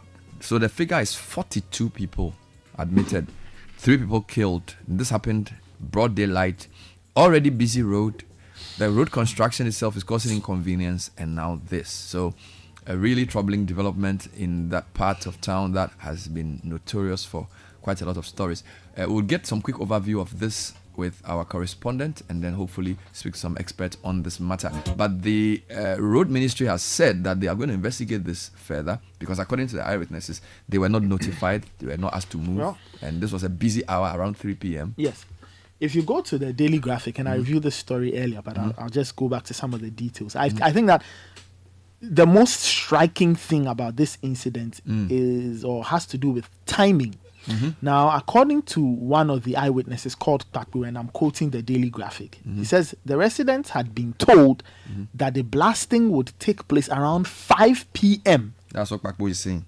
And then it happened at around 3 or 3:30 p.m. So it looks like if this is the account, or if this account is to be believed, then it was just a matter of wrong timing, really, that affected the. So if they had known that the blast was going to take place, so I guess one of the questions will be, one, if really the blast was supposed to have happened at 5 p.m., what forced it to be moved to 3? To 3. Let's talk to health and safety expert Jonathan Entry. I'm not sure if he was there, but he obviously has views on this matter. Mr. Entry, thanks for joining us. Good morning. Good morning, Jonathan. Yes, so I'm not sure if you actually saw the blast or you went to see the aftermath. What did you make of it? We are told it happened at 3 p.m., 42 people injured or sent to the hospital, 3 people died. This was 3 o'clock on the Budumburam highway. Yeah, good morning once again, and also greet your lovely listeners. Yeah, I've actually not been there after the incident, but I've been using that very route, so I know the situation very well in terms of extracted health and safety management system in respect to how the project is being undertaken. Yes. So, what are your initial reactions based on what happened? I, for one, or as a professional, I see that there's a huge gap in terms of the contractor health and safety management system in relation to the work that they are doing, right from the starting point to the termination point. Yeah. The safety standards there is very low. I don't see any signage. I don't see any safety officer, a flagman, even directing the vehicles that are moving to and fro on that same narrow road that has been created for them, vis-a-vis with the interaction with human activities at the Budumburam there. So for the safety measures is very, very poor, very, very poor. Yeah. And the only question I asked myself, what were some of the conditions that were considered during the contractor selection and the awarding of the contract to that very contractor? Because looking at the location of the project is at the heart of the country, and such things or such projects, there's the need for a due diligence to be taken in terms of health and safety to ensure that no one gets hurt either a property also gets damaged. But in this situation, we can all attest to the fact that a simple blast that could have been managed and controlled safely, but rather resulted into casualties and fatalities. So, as a practitioner, I don't see the goodness in its preparedness in order to safeguard the people around the project area. Yeah. We are told that the Accra Cape Coast Road has many contractors. We are not really sure exactly which contractor was managing the stretch where this was involved. But are these kinds of explosions done during the day? Or if there's a particular time for them to be done, would it be better at night or would it be better at some particular time of the day? Do you know?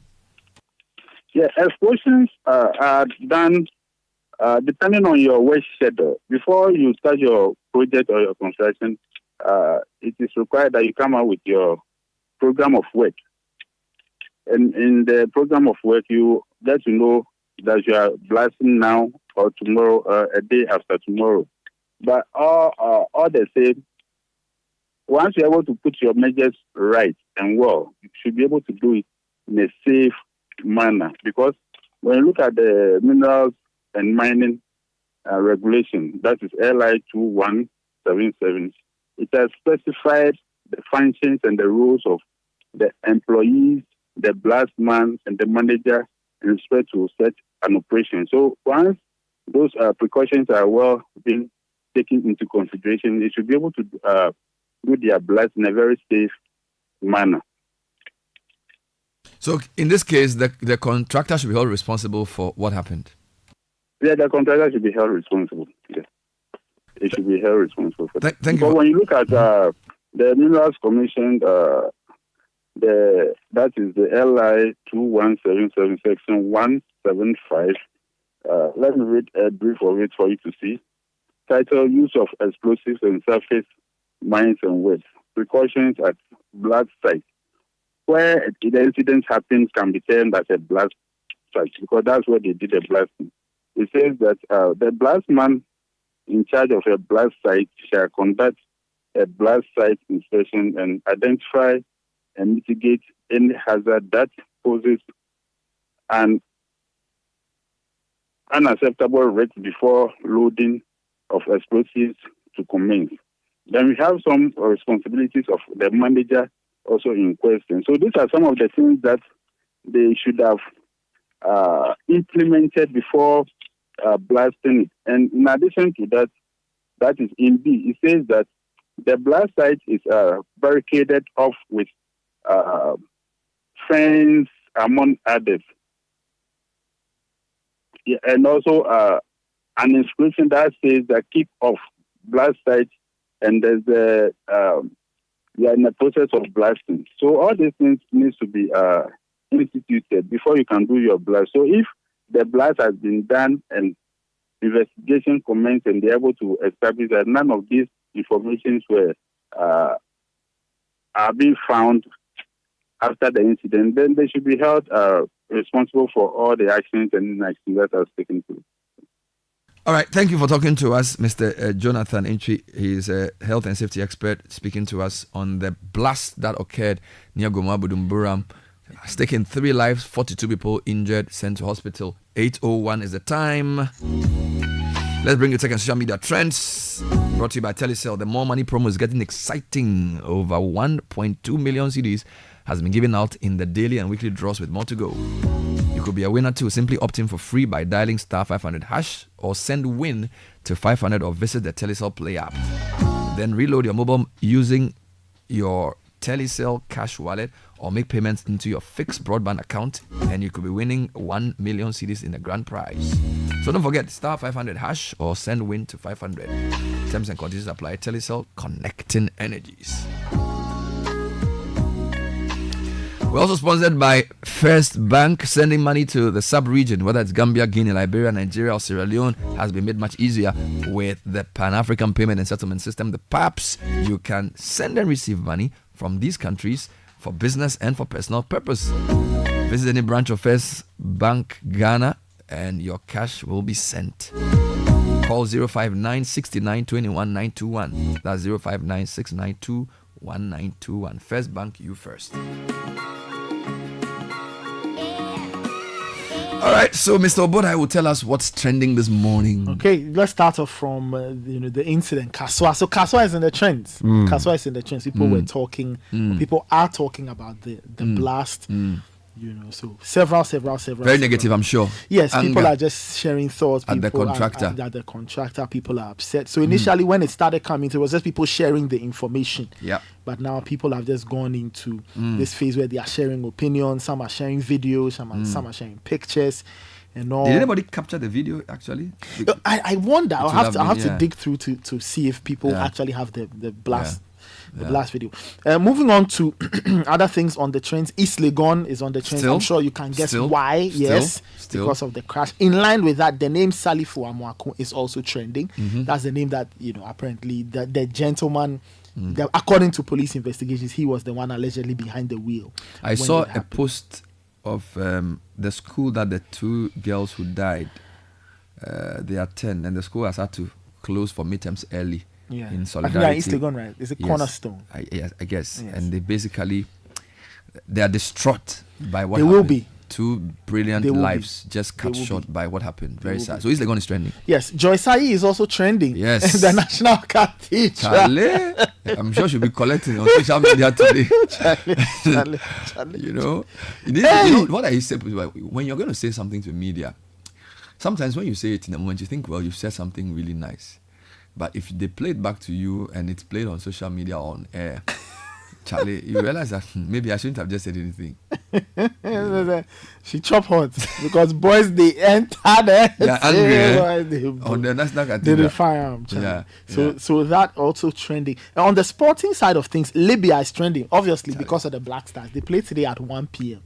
So for is it Benghazi or Tripoli? They are in Benghazi. So where they did their things for Nigerians. So for those who are wondering, for the Black Stars, if they want to keep their AFCON hopes alive, they have to win. Because we have 2 points. 2 points. So when the first 2 qualify. Yes. And the people, Angola on 9. And then Libya on 4. No, is Libya? Sorry. Sudan. Niger, Sudan. Angola on 9, Sudan on 4, Ghana on 2, and then Niger on 1. So we need to beat. So Sudan. If Ghana wants to stay alive, 5. they need to win. Oh Lord. So that they go to 5. And then they figure out the rest of the qualifiers. But if we don't qualify, the world will not come to an end. Yeah. But at least we'll go to the World Cup. But that one, we started well on that one. Charlie. We hope the Malays doesn't. Hey, Black Stars, bro. No. So that's that. Still the event Tidal Rave is still in the trends. Kwesi Arthur others all in the trends. To some tech news.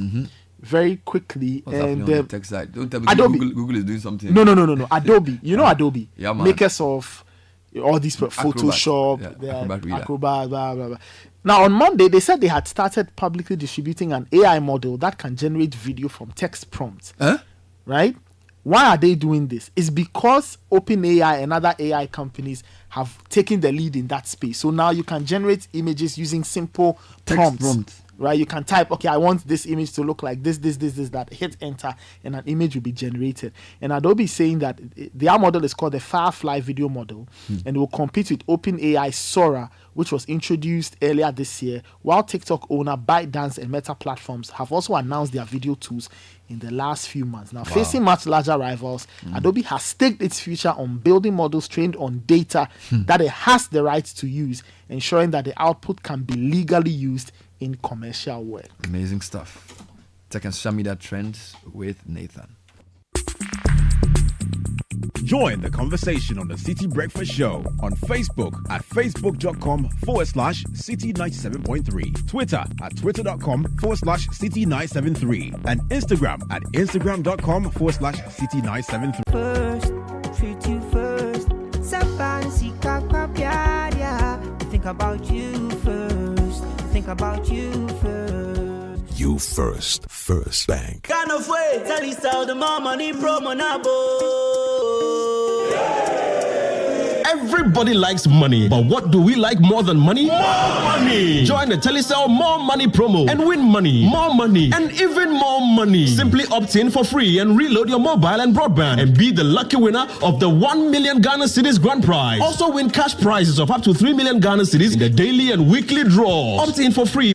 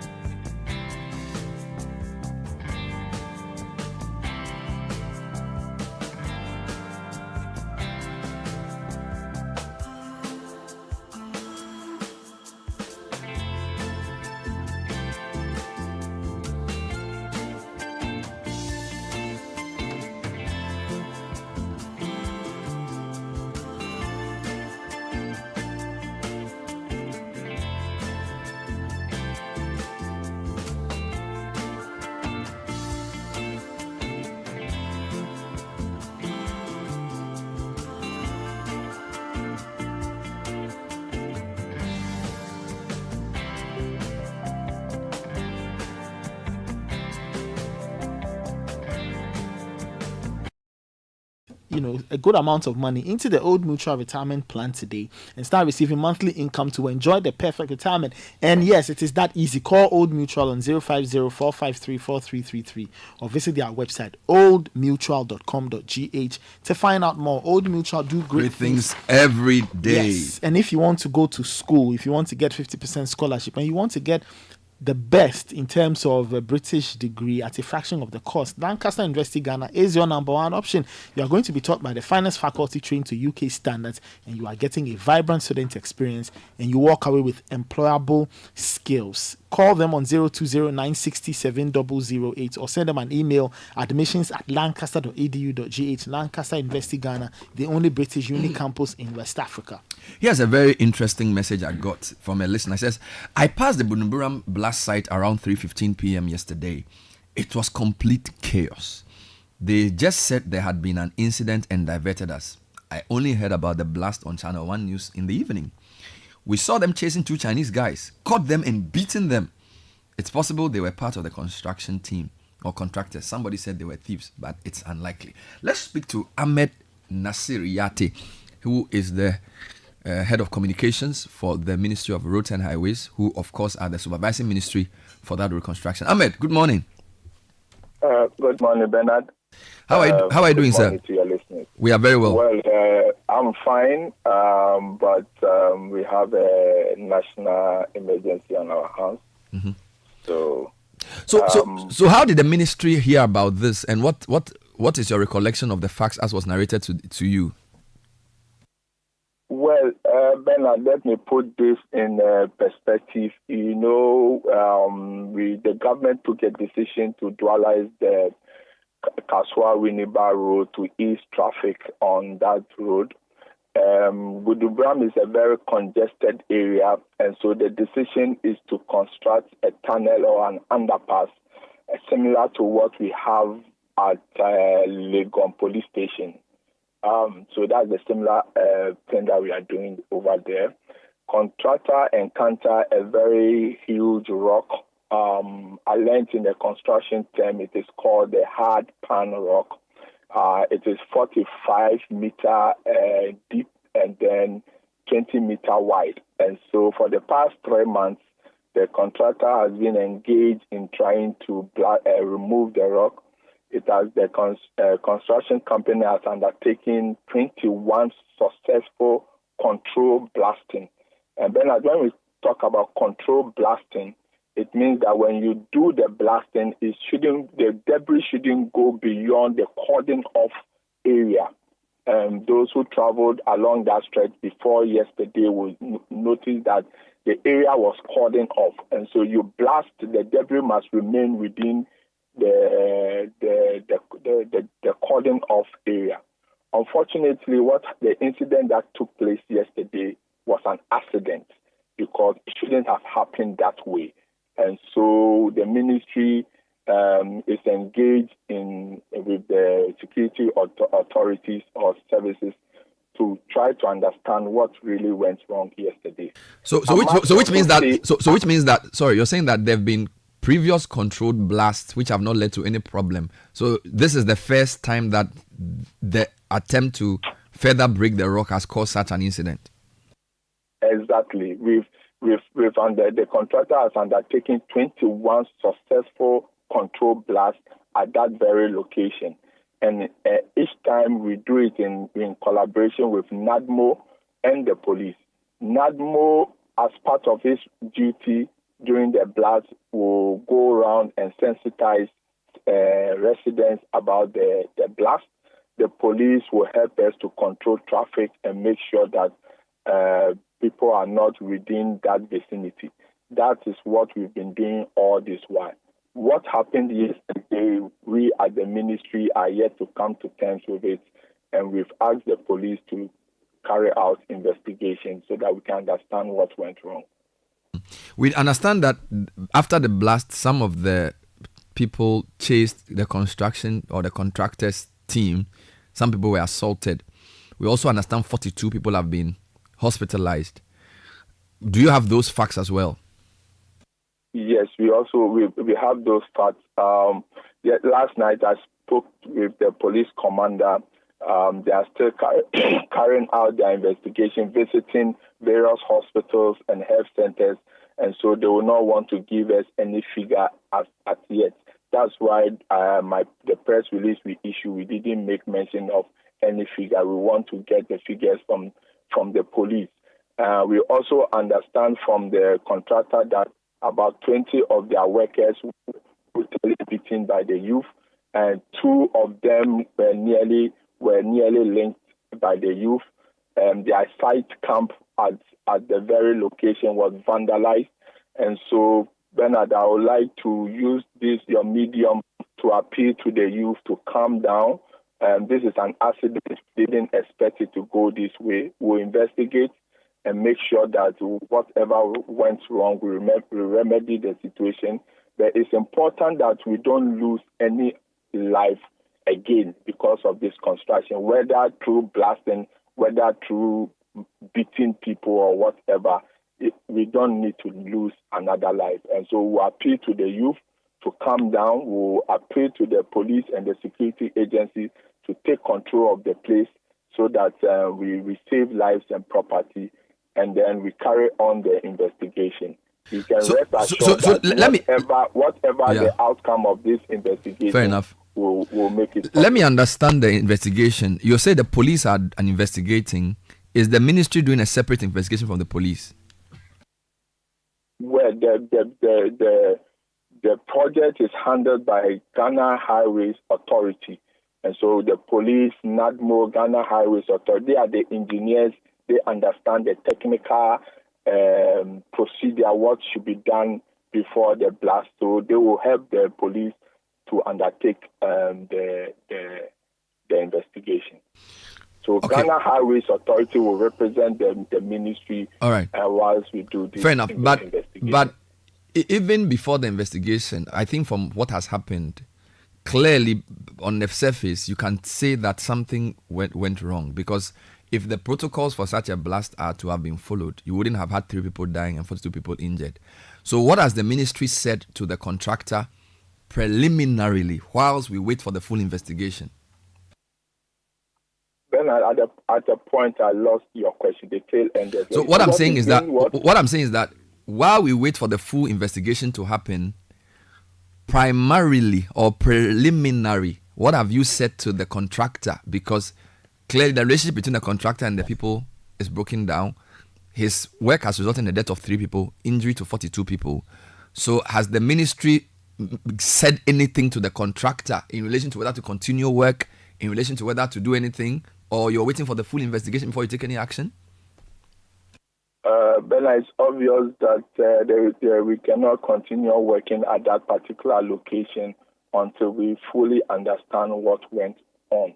And so for now, the contractor will cease the activity at that particular location as we try to understand what went wrong. Okay, by the way, the Accra Cape Coast Road that you said you were dualizing, you have broken it into lots. So which specific lot, if you know, did this occur? And what percentage of that lot had been finished before this incident occurred? Well, we've broken it into 2 lots, you are right. So the incident occurred on the lot 1. Lot 1 is from Kaswa to Akuti, a little after Akuti, and then lot 2 continues from Akuti to Winneba. So the incident occurred on the lot 1. As we speak, in terms of physical progress, I don't have the details, but you can see that the contractor has undertaken a lot of concrete works and doing a lot of earth work also. And for us at the ministry, the contractor has even gone very far beyond what we expected him to do, given that the project started in earnest at the beginning of this year. If you drive along the stretch, you see that a lot of work has been done. And in fact, the contractor was working hard and planning to finish this work ahead of schedule. So I don't have the physical progress. You don't have the so you can't give me a percentage. But what date were you looking at for the lot or the two lots, the Kaswa to Winneba to finish? Do you have a date in mind? Well, it's a 24-month contract. We started somewhere ending of last year, somewhere thereabouts. So we are looking at 24-month contract. Beyond Winneba God, sorry. Bernard. I was just asking. Bernard, let's also say that we have about 4 or 5 interchanges on that road because of the congestion.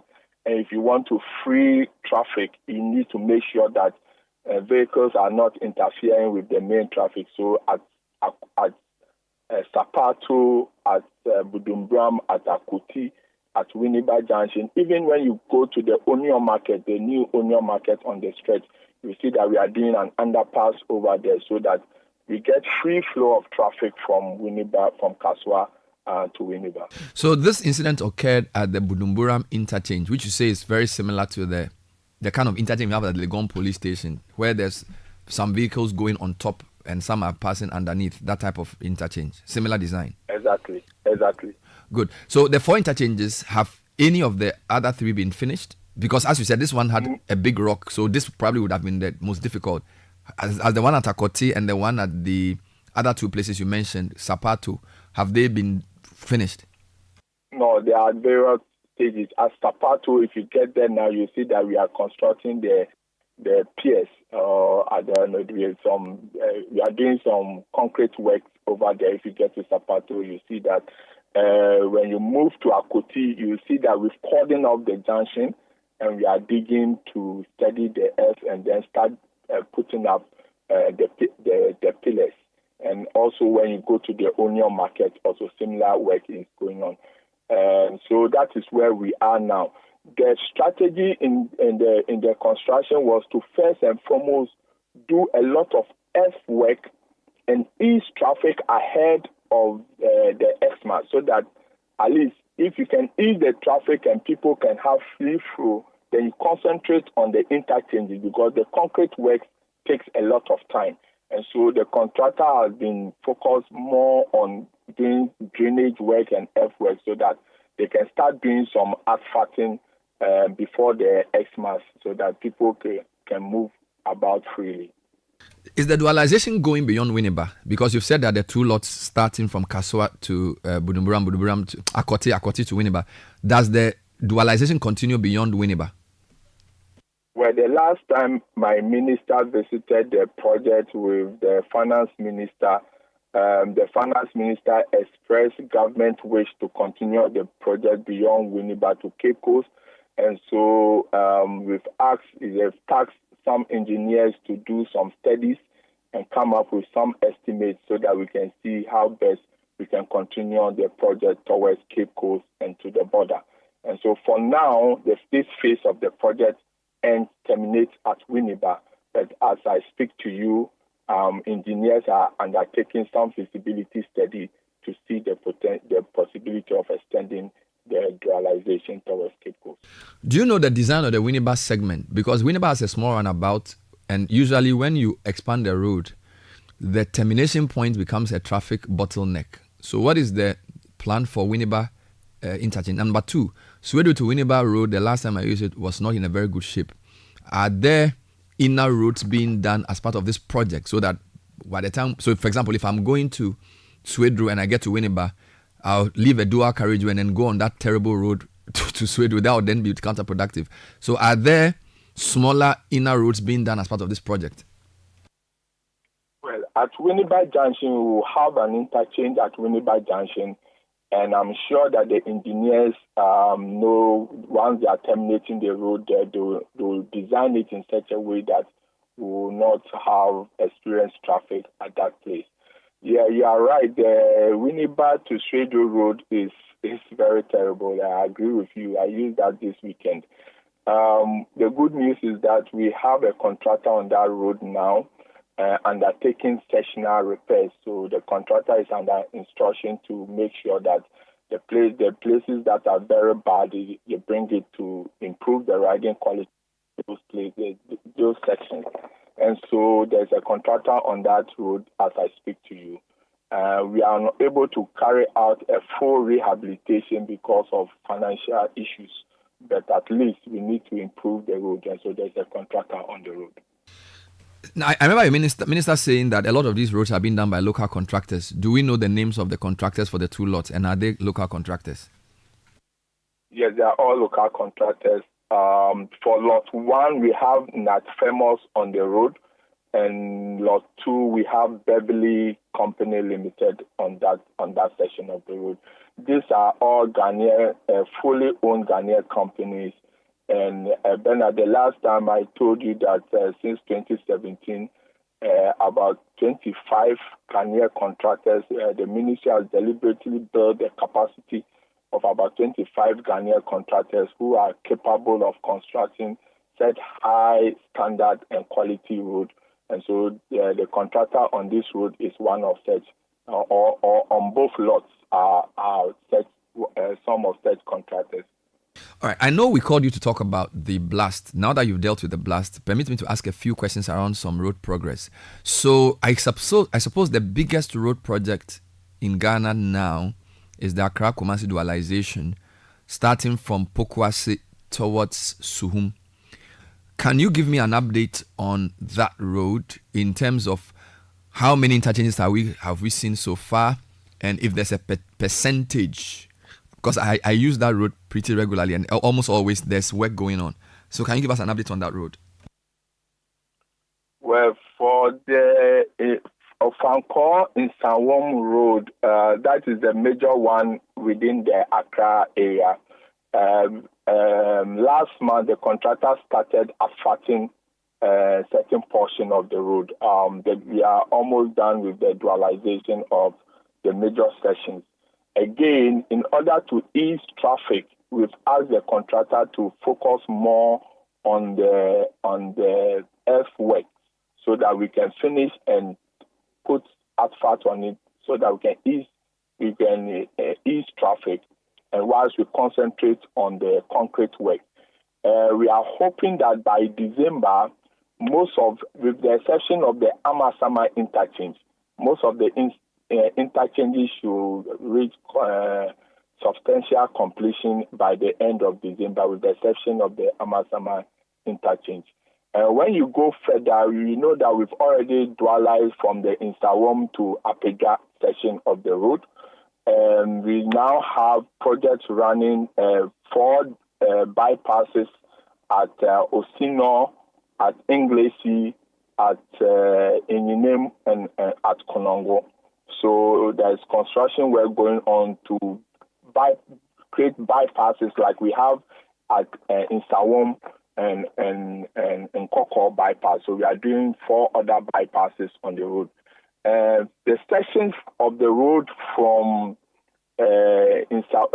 Apega to Ejoso is now undergoing major maintenance work because most of the section was under distress, and so we have 2 contractors on that road trying to improve the road. It's causing a bit of traffic, but unfortunately, we need to go through this inconvenience, and we'll ask the motor public to bear with us, but we need to maintain that section of the road. We are pretty much sure that once we finish the 4 bypasses and the Insawam from Ofankor to Insawam section of the road, we can half the traveling time on the Accra-Kumasi road. Using that road, it seems to me as if the biggest bottleneck is the Amasaman interchange. So from Ofankor to Pokwase overhead is already done, and then you go through Sapeman and all these areas. It seems as if the Amasaman portion has the biggest interchange. When do you suppose that interchange would be done? Because it seems to be at its beginning stages, and I'm not sure if you can finish that by Christmas. What's your assessment of the Amasaman portion of that road? Yeah, because we have some few legal issues in terms of persons whose properties have been affected by the construction, We need to do some demolition, but we have some court cases, and we cannot do much if those court cases have not been resolved. And so the contractor is working within the right of way that he has access, what he can do given the area that he can work. That's what he is working on. So once we are able to clear with the court cases, then we can do the other side. That's why I said in my earlier submission that with the exception of the Amasama interchange, we are expecting that all interchanges along that stretch should reach substantial completion by the end of December. By the end of December. So by Christmas, there should be 3 interchanges working on that road by Christmas. Substantially completed, yes. Well, substantial is interesting. Let me deal with another road, if you permit me. If you turn right at the Pukwase, you get to Kwabenya and you turn left. That road takes you from Kwabenya to, it's basically called the Dome Kitasi Road, right? So there's Dome, there's Kwabenya, then there's the Comet Estates, and then you go all the way to Kitasi through Ashesi University.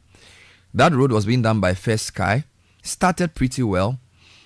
Portion seems to have been going on, but for at least the past month and a half, we don't seem to be seeing any progress. What's happening to that road?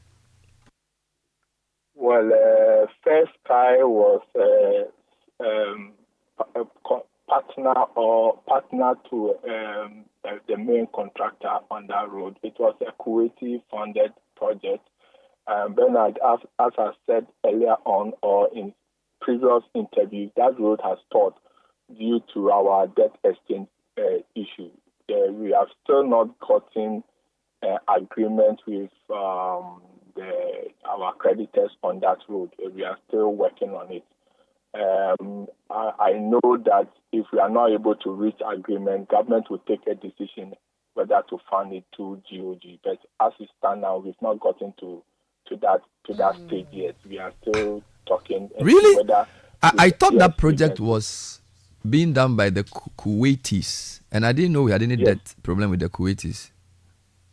No, but because the distress, you understand the finances financial issue very much, but because of the distressed nature of our economy, or I cannot explain it better, but it has affected that project also. Really? And so, okay, Ahmed, yes, let me just I get you. Let me put it based on what I have heard is that Minister Amin has told us that Ghana has successfully finished its debt exchange program. Ghana was able to save $12 billion domestically, $5 billion with bilateral creditors. So that's country to country. And another $13 billion saved from the Eurobond people. So if you put all three together, it's almost $30 billion has been saved. So I'm not sure why I'm still hearing debt exchange in a road conversation this morning. Yeah, then you still need to negotiate project by project with the contractors and the creditors who are giving the funding for that contract. We've successfully done that for the Tema Akosobo road. So the contractors are back. We've spoken to them. They are back to site.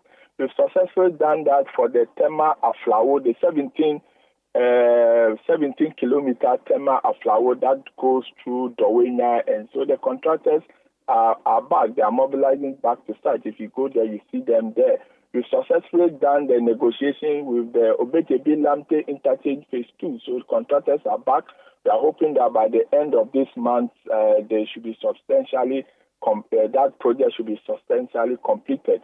So we are taking it project by project. We are yet to complete negotiation for the Nungwa Interchange, the Lac Beach Road project, the PTC Interchange. These are projects that we are still, and then the Domi Ketasi project. These are huge projects that we are still undertaking negotiation with the contractors and then our creditors to see whether they will come back and complete the project. As I said, our last option will be to see, if we are not successful, will be to see whether government can fund it or look for other funding options. But for now, we are still engaged in negotiation. So let me get this straight. PTC interchange in Takrady, Junction Mall, La Beach Road, Domikitasi, all will have to wait for negotiation with the creditors before the projects can continue. These are the four that have been hampered by the debt exchange. There were more than this four. I said that the Tema Akosombo was part of it, but we successfully negotiated. The contractors are back. The Tema Aflao 17 kilometer was part of it. The Obetebi Lamte phase 2 was also part of it. But these are negotiations that we've done successfully, and as I speak to you, contractors are back on site. Okay. Now, Tema Akosombo, somehow, forgive me, it seems to be the slowest road construction I've seen in my life. I mean, it's the Tema part, the interchange part seems to be moving. I'm not sure about if you go beyond Ashaiman, you see anything, unless I'm mistaken. So if you're going towards Committee 22, Afarewa, I'm not sure if there's anything going on there. The interchange itself is progressing very, very slowly. How many years are they going to use to do that road? The interchange is progressing, it's on course, it's progressing very well. In fact, if I'm not mistaken, that interchange is around 60% complete. You see, it's progressing very well. And that interchange is being done with a grant by Japan. So, and it's being done by a Japanese company. So that interchange is progressing very well. For the Tema Akosombo Road, in fact, the moment we handed over site to the contractor, Ghana announced its debt exchange program. So the contractor had just finished or at the tail end of completing its campsite when the announcement was made, and then the hot went. So for the past 2 years, pretty not little was done on that road. It's just about 2 or 3 months ago that we were successful in negotiating with the contractor and the creditors, and the contractor is back. Indeed, those who drive on that road, if you beyond the contractor is on site. I forget they say there's a place called Kwame something there. If you get towards that area, okay, you see serious construction going on. Okay. So the contractor is back on site. Well, I haven't been on that road for the past 2 weeks, so I'm not sure. Now, 3 days ago, I got a long message from somebody who lives in Community 25. Community 25 is on the Tema Flower Road. You notice that there are about 3 or 4 roundabouts that have just been abandoned because you originally said it was a debt exchange program. But today you are telling me that some of the negotiations have been finished. So I would expect to see contractors on the roundabouts at Pram Pram Junction, after Committee 25, and then the one that leads towards Dawenya. Can you confirm if work is going on and those roundabouts have been done? So I cannot confirm that the roundabouts have been done. What happens is that when the contractor leaves site for so long, they take away all their equipment and all those things from the site. So contractors agreed to move back to site somewhere last month. And they will have to now mobilize, bring all their logistics and everything to site. In the meantime, they've been directed to maintain the sections of the road that have gone very bad.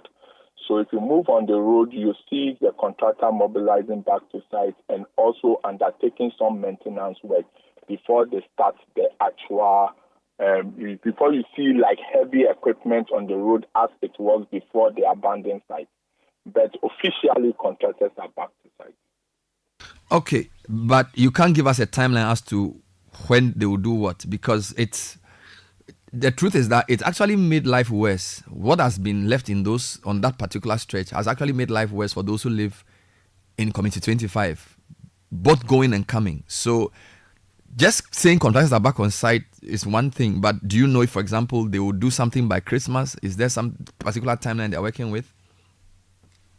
Well, then it takes time to remobilize to site, and that's the truth. And so, but we are pressing upon the contractor to work with some speed.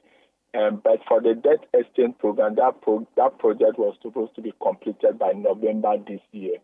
In road construction, any setback in terms of suspension of work is not a good news for both the motorists and in terms of financing, because you come back and all that you've done will go bad, and you have to come and remedy it before you start again.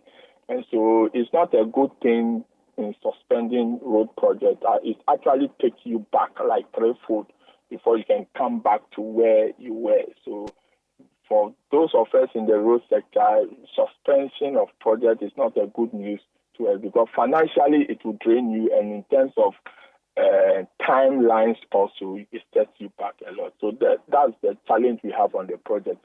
But Bernard, it's good to say that we've successfully negotiated. It's a British company. We successfully negotiated with them. First Sky is also working alongside that company. And so we are hopeful that once they have agreed to come back to site, they'll work with speed and complete that project. Now, thanks for Brian. Let me ask a couple more before we leave. What is the status of the Adenta Dodowa road? Do you have any update? Well, the Adenta Dodowa road is progressing steadily. Oswald Limited is working very hard and efficiently, and we don't have any issues with that project. I don't have the physical completion now, but I can assure you that it's progressing well. So to end, let's go back to the first issue I called you for. My understanding is the police are investigating what happened, and the Highway Authority will also involve themselves in the investigation as the body representing the ministry. And therefore, you are going to get that report before you decide your next line of action. But in the interim, you've asked the contractor on that lot to stop work whilst those investigations are done, so normal relations can continue. Is that what I should take from the first part of the interview? Not to stop work per se, because the stretch is a very long stretch. But that particular section where the incident occurred, it's important that we suspend work over there, and so that we can first and foremost reach out to the families. That is very, very important. The work is important, but we've lost lives. So we need to reach out to the families. We need to reach out to the communities. We need to calm nerves. We need to talk to each other, understand what went wrong before we can continue working at that particular site. So that is what we are going to do. The ministry always works with human face. We put human face to a lot of things that we do. And so this incident is really a very hard one for us. And we'll make sure that... I just wanted to say that, again, this is my observation, but it doesn't seem as if contractors engage communities very well. Because, generally what you see is that you wake up one morning and somebody's building a road in front of your house. Sometimes they come and even dig a gutter in front of your house. And because they are helping you in the long run, they don't think they should tell you anything.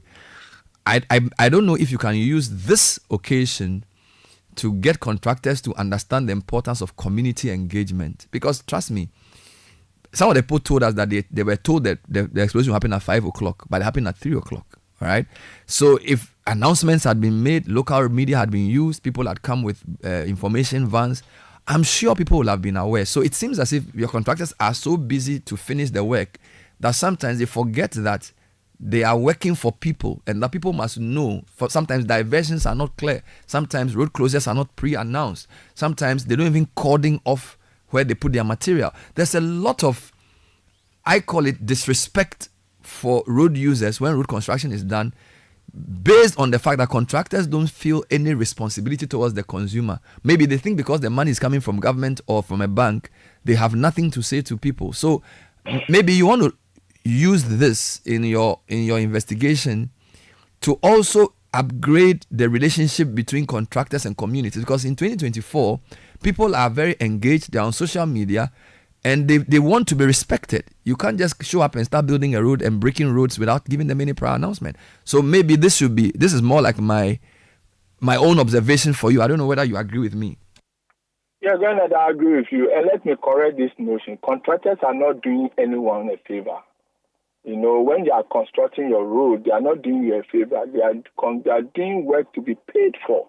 And so they are supposed to respect you. In fact, my former minister will always get annoyed with any contractor who doesn't properly inform the community before blocking their roads or anything. He will always take you on that. And so contractors are not doing communities any favor. They are working to be paid by government, and they are to respect the residents or the citizens of Ghana and work to standards. And so we've observed those challenges, and that is how contractors are graded. I mean, during the project, we have consultants on the project, we have engineers on the project. If they advise you and you don't take the advice, next time when there are projects, we downgrade you and make sure that certain projects you don't come near it. And so this is something that as a ministry we take very serious, and each time such incident is reported to us, the ministry moves swiftly and direct the contractor to do the right thing. But as I said, when it comes to this particular project, it's important to investigate, because an accident has happened. You cannot just draw conclusion without facts from the ground. And so it's important to investigate what actually went wrong, bearing in mind that we've already undertaken 21 successful control blasts at that very location. So what went wrong this time around? We need to investigate and then see how we can take it from there. Since we are on safety, let me end with Accra Tema motorway. So I noticed work going on there, and I noticed that crash boulders have been placed on the adjacent sides of that road. My observation, though, is that as you get from Tema to Accra towards the toll booth that doesn't work anymore, you notice that there's a huge descent on your right. In fact, there's almost like a place which is between the motorway and the new road that was constructed at East Legon. It's a very deep gully. Now, there's no street light on the motorway. So maybe we should watch that also, because if there's an incident there, it could be very serious, because if a car veers off that road, it could plummet at least 5 meters into that gutter. I'm not sure if the protocols they are using are okay, whether you are satisfied with the way they are working, but this is just a layman's observation. It looks pretty scary to have that deep descent there. And for a motorway that doesn't have street lights, for the level of construction being done there, maybe we should pay more attention to what is happening on that road. Yeah, Bernard, thank you for bringing it to my attention, and I will speak to the contractor and ensure that the necessary safety measures are enhanced, and so that we avoid any incident on that road. Thank you. That was the head of communication for the Ministry of Roads and Highways, Ahmed Nasir Yate. We started off by getting updates on the crash, the explosion, which led to the loss of 3 lives and 42 injuries. And then we took updates on roads and ended back on the safety point. Nathan, I don't know what you make of this. The whole, they will investigate, the police will investigate, the highways will investigate. Seems to be there. Yeah, well, I guess it's part of the procedure, but they will have to, they need to get to the bottom of this and find out how is it that this went wrong. My biggest concern has to do with all these affected people. Charlie. What happens to them? Who takes care of them? 3 people have died. Yesterday, over 30 or 40 people visited the hospital. Who's going to take care of all these bills? Because these are unplanned things. The people were living their lives normally, and now there's an unexpected blast. They've had varying degrees of injuries, I'm sure from minor to quite major. Who's going to handle these expenses? And then the people whose properties or shops have been affected. Jude, in his report, spoke to a shop owner who says her shop has been damaged. The car was damaged. The car was damaged. Who's going to take care of that? I believe we need to have serious conversations around some of these things. When we are undertaking such projects, we need to think deeply about how people who live around can be gravely affected.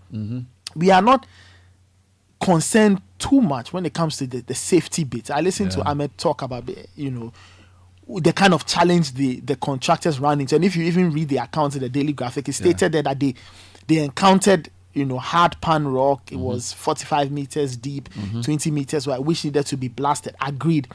But if you've encountered a challenge like this, clearly you should know this is a little out of the ordinary. Yeah. So you have to plan for all the contingencies. What explosives did they use?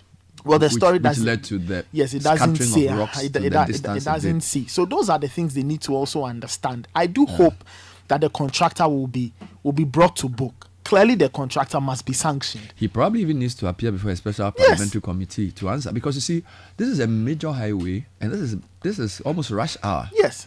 3 p.m. And there's those a text roads message that came in, and somebody was saying that the explosion must have happened around 2:30 because the texter claims they were in the vicinity at the time.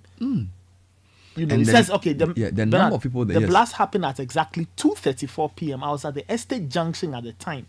Estate Junction is just a few meters away, sunny from Buduburam.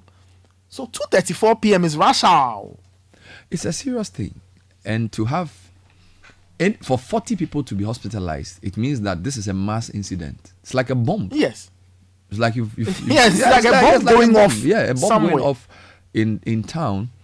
It is very serious. It is very. So for me, what troubles me is the way, for example, yesterday fire service crash, the Saturday crash, the police issued a statement. We are investigating, and it's almost like when they say investigating, it means okay, that's end of it. Do they? Maybe we should follow up better. I don't know. Because once they say we are investigating, it's almost like they've covered the... Yeah, almost like, the lid. We can't say anything until they come back. There should be information. It should not give be us so. A shorter timeline for investigation. Let's read some comments on this and other road updates. Yes, this one says, I grew up in Boase Bruno Estate, one of the Ashanti Goldfield estates. There were countless blastings that felt very close to the estate, to the extent that our louvers and tables would shake so much, and we even felt some vibrations in the building. In all this, it was done with so many safety precautions. They will even sound a siren for about an hour to warn people, and when the sound starts dropping, then you know that the blast is about to happen. I never heard of a casualty, let alone a fatality in relation to the blastings. As I speak, the estates are still intact. Okay. So you can imagine the kind of safety measures put in place to be able to contain all these blasts. And he concludes by saying the contractor was just irresponsible. I hope the contractor is really punished. That's a very good example. Because now we have something to compare. 1 hour of siren. So everybody knows the blast. And when the sound comes down, then you know that it's about to go down. This one says, can you find out if there's a link between this contractor and the contractor from the previous incident where a drain or stream was blocked, which led to the flooding of a small town? So a number of questions. Is it the same contractor, same project? How did they get the project? Who supervised? Who's the safety officer? So what I know is that from the description he gives for the lots, it's a different contractor, because lot 1 is Kaswa to Akote. Lot 2 is Akote to Winneba. This incident of flooding occurred between Akote and Winneba. Because Calvis said that it was a bit closer to the Winneba side. So that must have been the second contractor. This is the first lot. Okay. So, but of course, I'm sure I stand to be corrected. Yeah. Yeah, in Comet Estates, please ask. Oh, I forgot. The Dominic Ketasi. I think you did ask. No, yeah, somebody asked our Atomic Junction expansion gaps repair. Yes, okay, we couldn't ask that. There's no work going on at the Pram Pram roundabout. I was in the area last Saturday. There's no work going on from Dawenya to Pram Pram. Okay, business scientist. From University of Ghana. Well, he says that they've been asked to move back to site, but because they left for so long, mobilizing back may take a bit of time.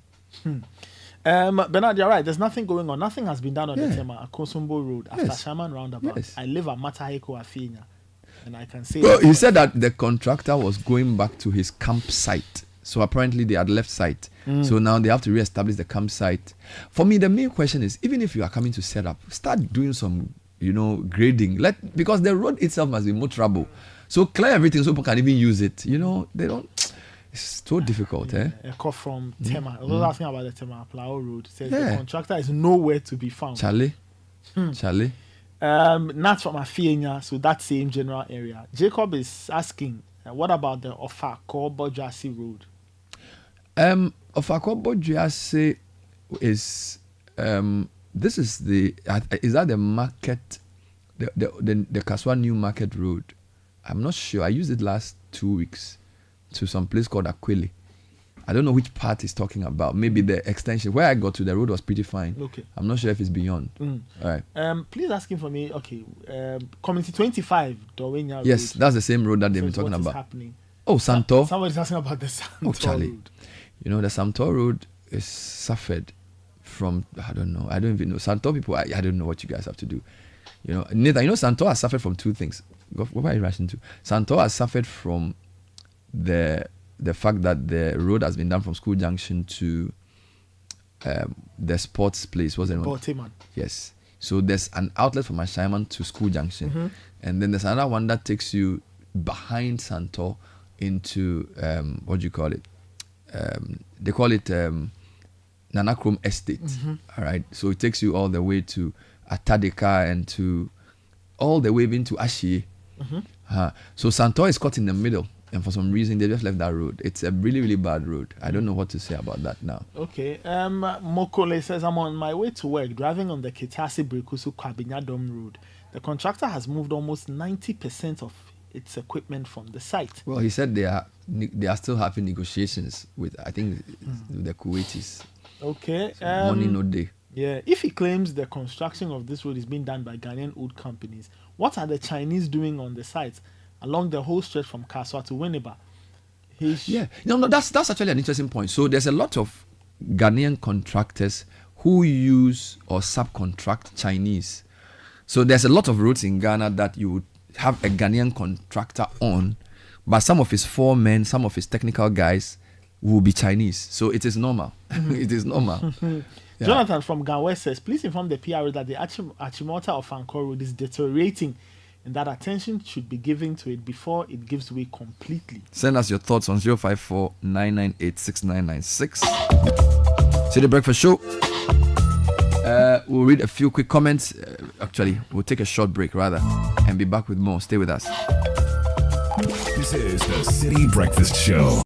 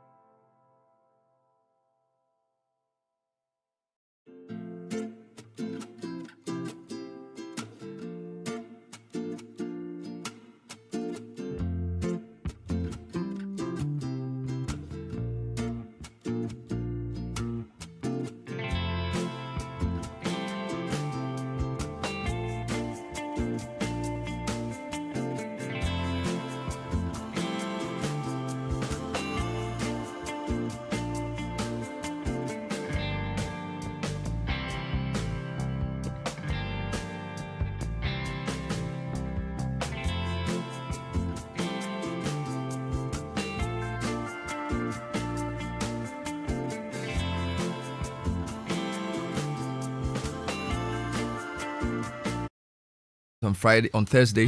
Fred, who was part of the team, he filed a report we're going to air. And I'm going to talk to a man who has been working with, working on previous projects, essentially trying to use the soldiers to read the system of Galamsey to discuss how effective this particular approach would be. But Ghana's #1 property website, Mikasa.com, is back with the biggest housing event in Ghana, the Mikasa Home and Property Fair 2024. If you're looking to buy your first or next home, an investment property, genuine land, or get expert advice on your home ownership journey, then this fair is for you. Come meet over 50 of Ghana's seasoned developers, speak to mortgage providers, home improvement retailers, and joining enlightening and relevant conversations within the real estate industry, all for free. Some of our seminar topics include how to select the perfect property for Airbnb or short-let investment, and what to do to protect your land in Ghana. All these are led by industry professionals. You can also bring the children along for a fun day at the Kids Arena. Don't miss out on exclusive deals and souvenirs. It's on the 2nd and 3rd of November at the Mervyn Peak Ambassador Hotel, the Cozy Insights, 9 a.m. to 7 p.m. each day. To register to attend for free, visit mikasa.com/fair. Now, Mikasa, MEQASA. Nathan will tell you Casa is house. Casa is house. In Spanish. Yes. All right. So, Mikasa. So, mikasa.com/fair. But this Casa is Q instead of the CASA. So, MEQASA. Or send email to info@mikasa.com or call 0501 680 737. Mikasa.com, Ghana's #1 property website. And escape the holiday hustle and bustle with your loved ones for an incredible experience to Dubai and Nairobi with Copan Hospitality from the 20th to the 27th of December for only $1,650. This includes visa, accommodation, tour activities, airline ticket, Copan travel card, which offers discounts. It's a chance to close the year with memories to last a lifetime. Call 026-234-9886 or 055-696-5924. Get in touch with us on social media platforms at Copan Hospitality. Copan, tourism at its best. And Omnibisic is Ghana's fastest growing corporate bank and Bank of the Year 2023. Ready to assist you with our 24-hour state-of-the-art contact center. Always at your service. Visit any of our branches today. Call 0302-758-555 or 0307-086-000. Omnibisic at your service. Now picture this, you are lying in bed after a long day, you want to relax, but the mattress is sagging beneath you. It's a reminder that you compromised. You wanted a shortcut and now you are paying the price. Go to Latex Foam. They have a wide range of mattresses and furniture designed with your ultimate relaxation in mind. Call them on 0302-231-155 or visit them online, latexfoamghana.com. Latex Foam is your partner for life. Eden Heights is a well-planned and secured gated community with access to an ultra-modern sports complex. You have a great pool, a football pitch, basketball court, running tracks, gym facilities, and the sleeping spaces are brilliant. That's the living space. You've got 2, 3, and 4 bedroom apartments and penthouses with the highest grade of finishing for rental and sale. Call them on 050-153-1444 or visit them. They are behind the West Hills Mall in Wager, or go to their website edenheights.com.gh. Eden Heights, the height of modern living. Now, the 25th of October is when the Ghana Energy Awards, the 8th edition, will be happening. It's happening at the Labadi Beach Hotel. Time is 6:30 p.m. prompt. The theme, the role of local content in building Ghana's energy sector. And Osabe Makwesiata II, the Ogwa Manhene, or the Manhene of the Ogwa traditional area, is the special guest. If you want to sponsor or you want to buy a ticket, call 030-394-0300. Ghana Energy Awards, 8 years of redefining excellence. All right, let's read a few more comments before we turn our attention to Galamsey. Nathan, what else are listeners saying? This one says, I live here, I'm sure being the Kaswa Buduburam area. I'm shocked the PRO said that there had been 21 successful blasts. 21? Wow. The contractor has no relationship with the community. He does what he likes. It was intentional. It's not the first time a blast has occurred at rush hour. Frederick says, our road also needs attention. The Millennium City to Pentecost Convention Center Road. We, the residents, are willing to contribute to fixing the road. This one says, maybe it would be helpful if you could send some reporters to visit the contractors who are mobilizing to see what their plans and timelines are. Very good. We can take the promises from the ministry further. I hear you, sir. This one says, check Dansoman Junction. It was repaired about a month ago. Now go and see. It's very bad now.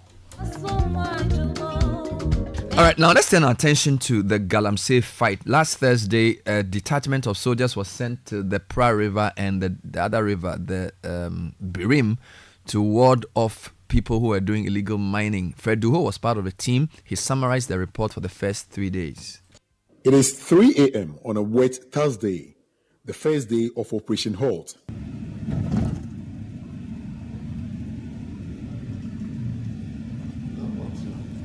Military men of various ranks, youthful and determined to contribute their service to Ghana, prepare for their mission.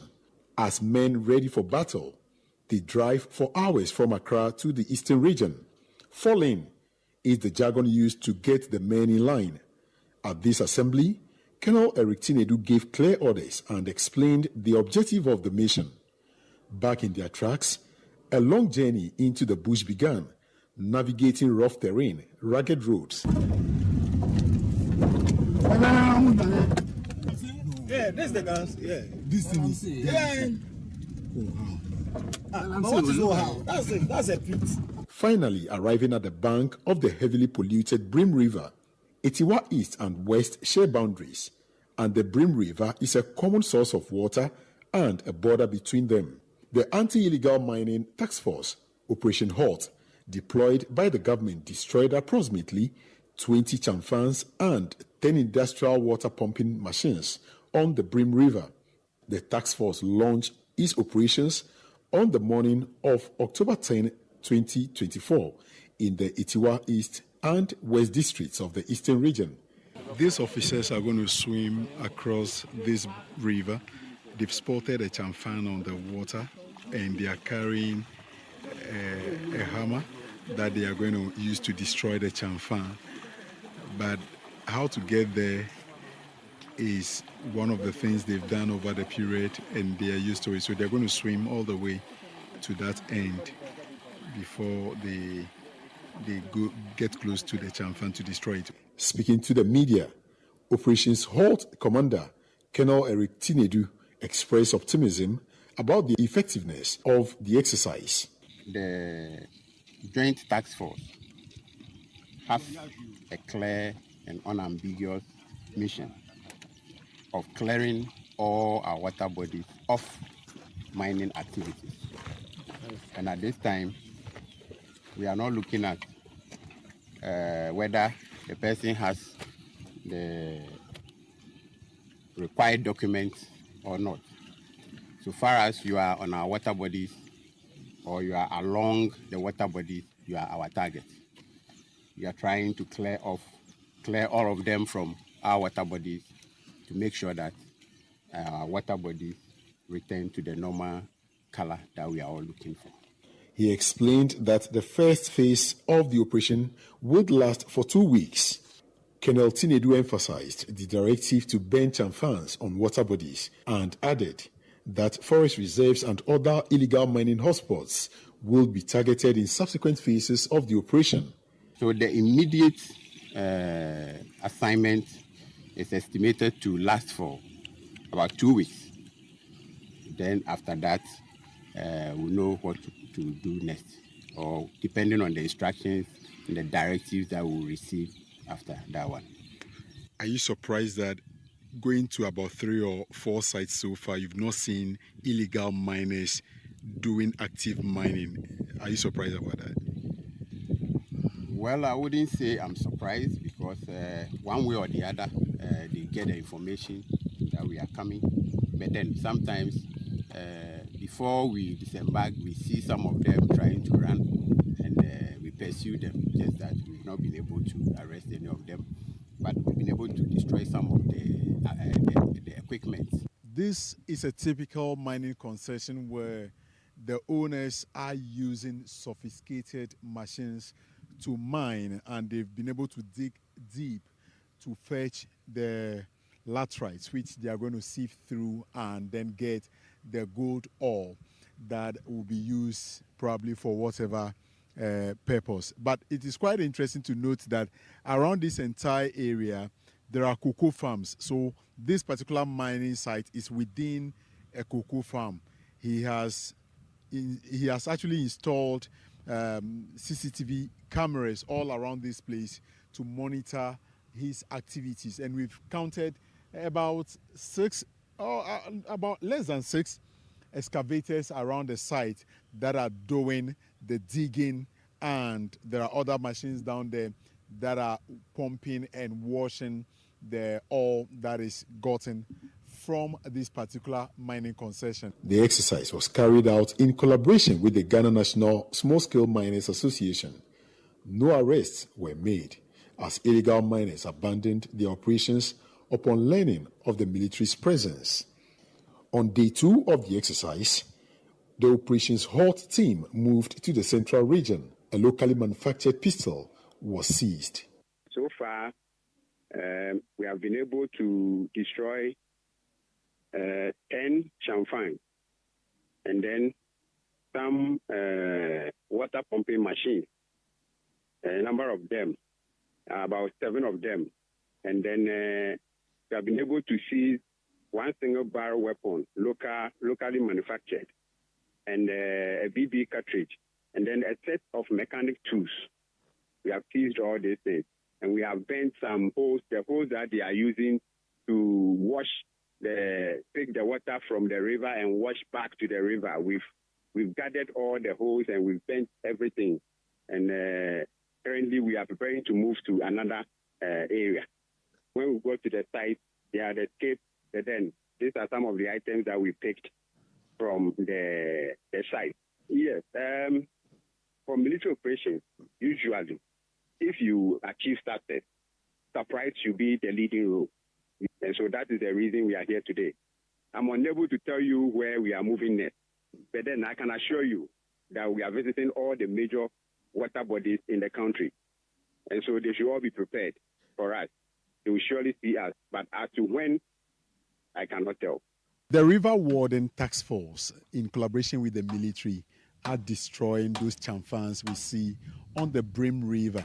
And this is to serve as deterrent for those who would still embark on this destruction of our water bodies and the forest for that matter. But the fight against illegal mining would not be won if the traditional leaders like the chiefs do not spearhead the initiative.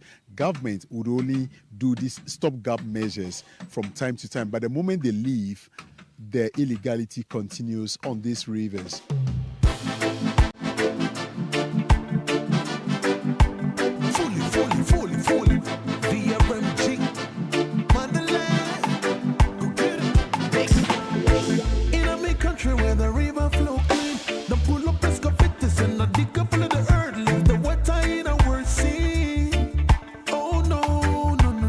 Fred Duho with that report, bringing time to 22 minutes past 9.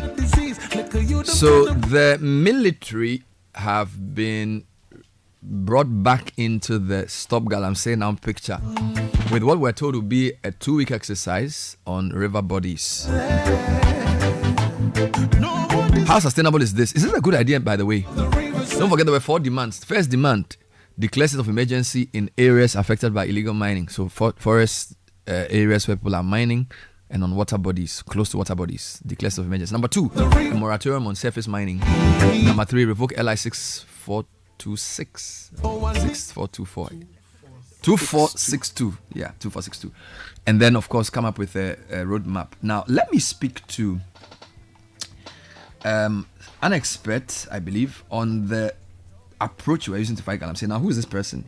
He is the former Assistant Director of Legal Studies for the Ghana Armed Forces, Dr. Jamal Tonzua. He is also with the Sahara Institute for Law and Policy, and he penned an article, sent the media release out yesterday, October 14, titled Towards Better Governance. And among other things, he was concerned about professionalism in the military and armed forces, but also did some angle on the country's protracted war against illegal small-scale mining, which he describes as purely a governance crisis, including a lack of political commitment and institutional weaknesses, political leaders having cajoled the military and set them up to fail on a matter that requires sound evidence. So my suspicion is that he doesn't think this is a sustainable way of dealing with Galamsey. So Dr. Tonzua, good morning. Thanks for joining us. Good morning, Bernard, and good morning to your team and your cherished listeners. Wonderful. Tell me about the Sahara Institute for Law and Policy before we even get into the Galamsey issues. What is that institute about? Well, many years back when I was a postgraduate student at Georgetown University, I was just thinking about how to, position myself, get other young people for us to, offer ourselves to proper solutions to some of our national problems, solutions that would be at the intersection of law and policy. And so we founded the Sahara Institute for Law and Policy in 2019. We've been working in the background, but we think that at this point we must really go beyond background work and have our voice heard and also accept ourselves in this national discourse, especially at this time where the youth has been relegated to the background. We have sort of not given the premium we should give to academia as well. And so we should also go beyond just simplistic ways of analyzing and approaching problems, but looking at interdisciplinary and inclusive methods. And so that is it for Sahara Institute. Wonderful. And you are also a former assistant director for legal services of the Ghana Armed Forces. So that suggests you do know a thing or two about how the military work in this country. Bernard, I can write a thesis on, illegal small-scale mining, natural resources management, and how the issues of enforcement are, really leaving so much to be desired of. Indeed, I'm not only someone who was a legal advisor, I was also a field person. I was in the field. I actually worked in all the forward operating bases, and I was at the Joint Task Force headquarters. I actually also interfaced with the courts. I also worked with the crime officers. I worked with even the police elements of the Joint Task Force. And I've worked under at least two of the commanders, and I know where they are now and how we've been faring. In fact, what the public doesn't know is that there is a Department of Joint Operations, which was very critical in this. And so you had, beyond just the military elements that you see, there was joint operations would mean that the Air Force was involved, the Navy was involved as well. And so it's a bit very disturbing for some of us who are watching to see the scenario that we see. And I was listening to the tape that you played, and we can go into that. Yeah. So by way of starting, when was the history of the military's involvement in trying to fight Galamsey? Because I do know that illegal mining and small-scale mining of the illegal nature has been with us for quite a while. Do you recall the first attempts or the earlier attempts of involving the military? Under which government did this happen, and was it successful at the time? Thank you, Bernard. Let me really even start it from this. I think that the manner in which we are using the military is an abuse of our constitution. Look, under Clause 3 of Article 210 of our Constitution, the military has a mandate of defense. In fact, there is a possessive adjective that says their mandate. So it specifically says this: the armed forces shall be equipped and maintained to perform their role of defense of Ghana, as well as such other functions for the development of Ghana as the president may determine. Now, if you want to read this in a way that would be helpful, first of all, I think their role is critical. So it means that other people have other roles as far as security is concerned. And the Constitution carves out defense for the armed forces. First point. Second point is that it says such other roles as the president may determine. So the earlier one is the primary role of the armed forces, defense. Second one, other roles which are necessary for development as the president may determine. So, if you ask me, there is a core traditional mandate of defense from external aggression. Of course, someone may stretch it to say that we should prevent implosions. But the developmental roles under which I would say the internal security operations of the Ghana Armed Forces fall are secondary. And I think we are abusing that too much. But, the military is a self-contained institution, very, conservative, and they are not, they are not the most vocal of people. I know military elements are not excited about the way they are being abused whenever there are serious policy issues, and out of laziness, we just kind of securitize it, and we deploy them in. There is a lot of grumbling. In fact, I was preparing for, I think, Exercise Thunderblast when I was told I would be going to Operation Vanguard, and it sounded like a funeral to me. No officer, no soldier is excited about going into that field because it is tainted with corruption, and you can't leave that operation being clean. But you see, the military, as conservative as it is, and because they cannot really engage people like you, they can't tell you this. But I'm telling you, they themselves know they are set up for failure. And I would answer your question, Bernard, but it's interesting to have Colonel Tenedu. He's very unfortunate to find himself in this. For context, Colonel Tenedu was the military attaché of the defense minister. That is where defense policy is brewed. Afterwards, Colonel Tenedu, at the time Lieutenant Colonel, first of all, as Major Konedu, he was 2IC, second in command at the 3rd Battalion of Infantry. He became commanding officer of the 3rd Battalion of Infantry. In fact, Colonel Konedu was in a position that he was supervising and superintending over, Operation Halt duties, which have to do with the anti-illegal lumbering and eventually covered, illegal gold mining as well. So no one is better placed to understand that militarization, Operation Halt, has limitations. The limitations include undue political influences. They don't have the logistics to engage in what assignment they've been asked to execute. No one knows this better than now Colonel Tenedu. In fact, from his days as a major to Lieutenant Colonel and now Colonel, he understands that. But look at the irony. This is someone who commanded troops who would have numbered between 800 to 1,000. And now he's been reduced to going to lead 100 men in the field. I mean, does it make logical sense? Someone who superintended over, his platoon commanders and his company commanders would have been doing the job that he's doing. But because it's politicized, he's been pushed to go there. But of course, you would be thinking about your rank. Don't do it, and the next thing you stagnate in your rank. But you should have people in the civil streets like me who understand the internal workings of the military, really help them advocate for what must be done. And what must be done, Bernard, is that healthcare is a problem for the military. Housing is a problem for the military. They go to 37 and they never get medication. They can't even have tests conducted within their own facilities. They have to do it in external places. This is a worry for soldiers. Welfare is a very important thing that the military should be advocating for and government should be emphasizing on, and not abusing the military by activating their secondary roles. Let's take it. Let's take it one by one. Bernard, hold on. I just want to because I'm trying to understand something. So you've said that the man who was interviewed in the voice clip, the colonel, essentially he would know that this approach would not work, but because he's been directed to do this by political leadership, he's forced to do it. Indeed. And then number two, that he's overseen larger platoons, and therefore this is probably like a work that's beneath him. But to the extent that Galamsey has become this national albatross with the level of public outcry, in fact, over 60 civil society groups have asked for a state of emergency in areas where Galamsey is taking place, right? So there's been public outcry for something very drastic to be done. And I'm sure you know what a state of emergency means in those kinds of areas.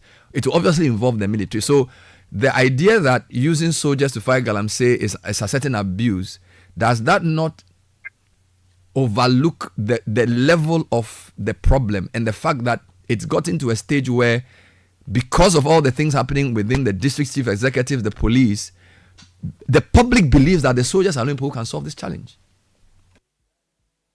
No, the last bit, the public believes that the soldiers have done what? Sorry. They believe that the soldiers are the people who should get in to solve the problem, because it's gotten beyond local governance, it's gotten beyond DISEX, it's gotten beyond DCEs and all those people. Bernard, I agree with you. That is if they are given a free hand to operate. In fact, the soldiers are operating in good faith. But I told you, they have logistical constraints. Back in the days, they needed more troopers. Did they get the troopers?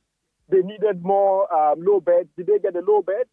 They needed to have their own military officers prosecute these cases. Did they get the fiat to prosecute the cases? What happened to the exhibits they had gotten? It's laughable when you hear 20 champagne, burning washers, hoses. 500 excavators were immobilized. These were court exhibits. The law at the time was that anyone that you convict, irrespective of ownership of the equipment on the site, the equipment shall be confiscated to the state. That was the law. I mean, if we had enforced the law in that manner, we wouldn't be where we are today. So I'm just saying that the military has never been given a free hand to fight this. It's just always been a charade, window dressing. Let's put them in there. Let them come out and say, oh, we bent this, we hit this, we did that. But, in fact, they had certain demands that they constantly made, and these demands were never yielded to. You even had political actors giving notes to commanders to release certain people who were apprehended. And if you go to the field, they will tell you that there was a selective troop. The troops that were embarked on were selective. So, among the miners, you can tell who's aligned to which side of the political divide. And so, you go for your opponent's miners. Basically, the mining that we are seeing, the problem is that it is a cash cow for politics. And so it is not in the interest of politics. Okay. So Doc, let me understand this dimension well. So it's not as if you are saying the military don't have a role in fighting Galamsey. You're saying if they are to be given a role, number one, they must be given the right logistics, and number two, given a free hand to do it in the way that they know professionally how to do best. But what is happening is that they are sort of hamstrung with, they don't have enough resources, and then number two, they are being used selectively to target possibly political opponents who are in Galamsey, and therefore they are doomed to fail, because if they were to actually do this as an operation, this is not the way they would have gone about it. This is what you are trying to tell me. Precisely, Bernard. And in addition to that, the mischief that I can foresee, I am not pro state of emergency. And you know why? I know for a fact that there will be mischief in that kind of scenario. So, state of emergency, can you and I go to site? We cannot. But you would have military officers, security service, military officers in particular protecting Galamsey site. And look, open source. I'm not divulging matters that came to me in the course of my work. They are just based on open sources. Bernard, if you just Google something as basic as Army Chief suspended over Galamsey, this comes from as way back as 27th April 2017, and incidentally was reported online. What you have there was that there are allegations, and not just mere allegations, because the officer in charge was suspended. So Lieutenant Colonel GNK Honyeji, at the time, who was the commanding officer of the 2nd Battalion of Infantry, the one in Takoradi, was so much involved in Galamsey to the extent that he had to be interdicted, brought to Southern Command, and then he was eventually suspended. He had excavators on site. That's how serious it was. And he was protecting miners, illegal miners. So that what I'm telling you is that if you have a state of emergency, there is so much history and evidence showing us that the military has been used to protect illegal miners. It's Erastus Asarodanko's documentary even shows you that. They get to mine site and they see soldiers. And there are instances where you see what we call in military parlance blue on blue, where you find military officers going to execute an operation and they find their own people there, and sometimes they may even open fire upon each other. So there is a basic thing. In this country, when we are working or when we are going about the business of governance, it's our allegiance to the Constitution. This is the basic fact. If the allegiance of the political actors and the military would be to the Constitution, I would have faith that a state of emergency would help us. If not, then we are really even going to worsen the case. It's going to be overexploited. So hold on. There were 4 major demands by the groups. Number 1, declare a state of emergency in areas affected by illegal mining near water bodies and in forest reserves. Number 2, which is a version of number 1, declare a moratorium on surface mining. Number 3, revoke the LI. And then number 4, come up with a roadmap to resuscitate destroyed land. You are not a fan of state of emergency.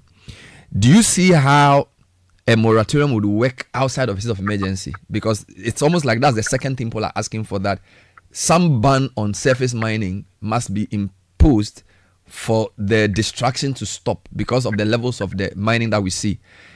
Do you see any sense or any possibility of having a moratorium without a state of emergency solution? Bernard, theoretically, I'll tell you what, all those things that have been listed are sound. They are useful, theoretically. But in reality, they all amount to nothing. Bernard, is this the first time we're going to be imposing bans? In 2017, when Operation Vanguard was commissioned, there was a ban on all forms of mining. It's not the first time, right? But what did we see? What was the outcome? So my point is that insofar as there is a lack of genuine political will and commitment to this fight, insofar as we have neglected empowering state institutions that have mandate on this matter, insofar as we do not let them act in a coordinated manner, that's the state institutions, insofar as we don't ensure transparency so that you and I, Bernard, and your listeners can go to a certain dashboard and see how performance is being done and demand accountability, these things theoretically will be used to deceive us, but in practice, Galamsey would be getting worse and worse and worse. But how do we measure political will? Because those who are asking for these four things, the assumption is that a government will have political will to implement it. You're saying that even if you do state of emergency, if you do the moratorium and all of those things, and you don't have the political will to solve it, it will be window dressing. Now, that's not within our control. So if we're saying what people are proposing to government is practically how they see the problem to be solved. As for the issue of political will and commitment to good governance, it's not something that's like, how shall I even put it? It's not tangible, right? So it's not measurable. It depends on the mood of the government. It depends on their own calculations. So I'm not sure how you want us to solve this problem then. Because for those who are clamoring for the things I've read, that's all they can do. They don't have a barometer to say, government, increase your political will by 10% or 20%. That's not something they are able to measure, is it? Bernard, I disagree with you. You see, political will, we should be able to discern it. Look, Austin Gami has said this, I've said this previously, and we will say it again. Let us have politicians really give the opportunity to, actors who are knowledgeable on these matters, to, on the basis of evidence and data and good practices, lead the effort. Look, the policy framework in terms of the interventions have been problematic. They are knee-jerk, they are arbitrary. And so how will you, that is indicative of lack of political will. The inverse is true. That if we really have, for instance, a genuine conversation, and I know there are weaknesses, there is another side to this, but if we have a genuine national discourse that is inclusive, that comes through, for instance, the mechanism of a commission of inquiry, having people who have proven over time to be committed about this and knowledgeable about this, to kind of have a full, fair, and impartial inquiry into this matter, point us to the way and give us a group, a body that would lead this policy effort and its implementation, give us a dashboard which would be backed by transparency, where you and I can just go to the dashboard and see performance and, ask for accountability. That would be demonstrative of political will, Bernard. So we can measure political will. Wonderful. It's not just by word of mouth. And look, the youth of Ghana, all of us, we are there. I can be secretary to such a commission. We are there. Okay, no problem. Finally, this government has 2 months to leave office. Whoever wins the next election is a new government. From what you know about Galamsey, do you think this government can do anything between now and December 7? Or our best chance is January 7 when somebody else is president? Bernard, the government can do something. At least let us have a very concrete indication of political will. Tomorrow, His Excellency the President should come under Article 278 and, set up a commission of inquiry. He has that power to do that by constitutional instrument. If he fails to do that, Parliament by resolution can ask him to do that, and the Council of State can ask him to do that. If these other institutions request, he should yield to it. We know the Kenneth case, we know the Austin Garment. We, the young people of this country, are there. There are women groups there. Let us have an inclusive process. Let us televise this process, and let's not have piecemeal discussions about it. There is so much that all of us have blind sides. So, but while we are having the commission work, the distraction goes on. Do you not stop the rot before you try and put it in perspective? Because as we speak, there's a video today showing the sea entering, the Ankobra entering the sea, which is brown. So you set up a commission of inquiry, you try and talk about all of this, but people are still mining.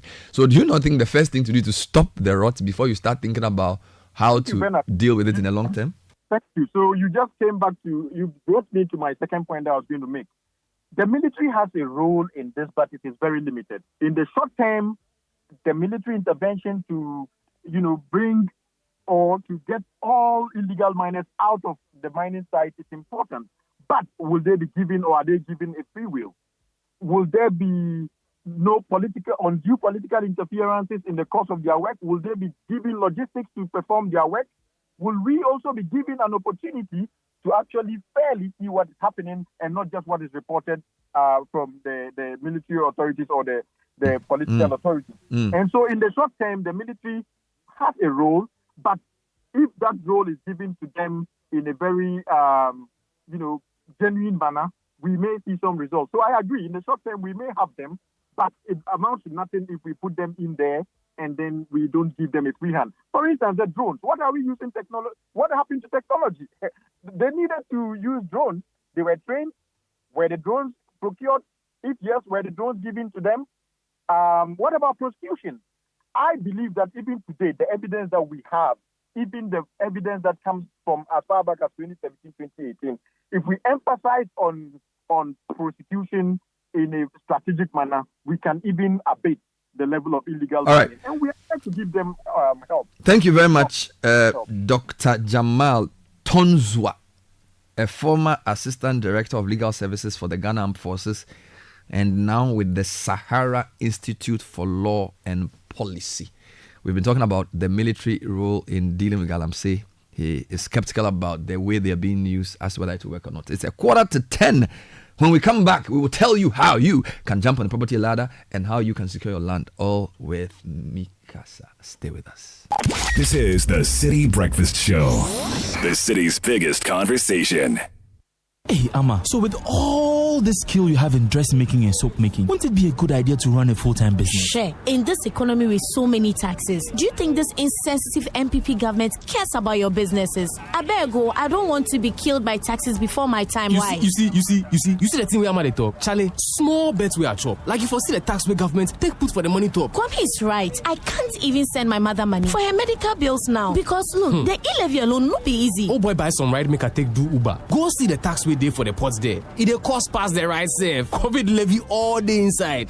Me, I'm not surprised that the liar who promised to move the nation from taxation to production has come due. Elections have consequences, so as for me, I've made up my mind to vote for GM and the NDCO because I trust them to keep their promise to exempt small and micro businesses from VAT, grant 2-year tax holidays for new businesses like mine, scrap e-levy, COVID levy, betting levy, and emissions levy to ease hardship. In fact, I can go to the bank with JM's word because he is trustworthy. Charlie Kojo, your mind for deal. It is time for change. Vote for change. Vote for John Mahama and the NDC. The luckiest. Star 712 hash. Luck is everywhere. For everyone, yeah. Here's to the friends who dialed star 712 hash and found no regrets. To the investors who struck gold. To the health workers who diagnosed luck with precision. To the tough guy who couldn't hold back his tears. To the passionate fan who couldn't contain his joy. To the seamstress who turned her hard-earned stitches into a bundle of happiness. And now, here's to you. Your next big win is right here. Luck is everywhere. For everyone. dial star 712 hash. Now join in the luckiest winning celebration. Every 1st July 2024. Over dial star 712 hash. Now I can to take it as a group, individual, and now even as a community. Now we need to get prizes are get in the community draw or go for the grand draw on the 30th of November 2024. Unlock your luck with star 712 hash. Now join in the winning streak now. Star 712 hash. Luck is everywhere for everyone. Yeah, the luckiest. Sister Essie. Teacher, don't tell me that Yao is not in school today too. Please, that's why I'm here. He was diagnosed with malaria. Oh my, that boy is missing a lot in class. Don't you have treated mosquito nets? It is the most common and effective means to prevent malaria. I can't. Madam, we now have the new treated net. Really? We all sleep under it. The new nets? Speedy recovery to him. Avoid malaria. Get insecticide-treated net and sleep under it every night and throughout the night. And remember, there's also the new insecticide-treated net. Highly resistant, strong, and is just as effective. Let's come on board Good Life and protect against malaria. Good Life, live it well. It's an everyday thing. This message is brought to you by the Ghana Health Service and partners with support from the USAID. Malaria away. Good life, live it well. This is the Citi Breakfast Show, the city's biggest conversation.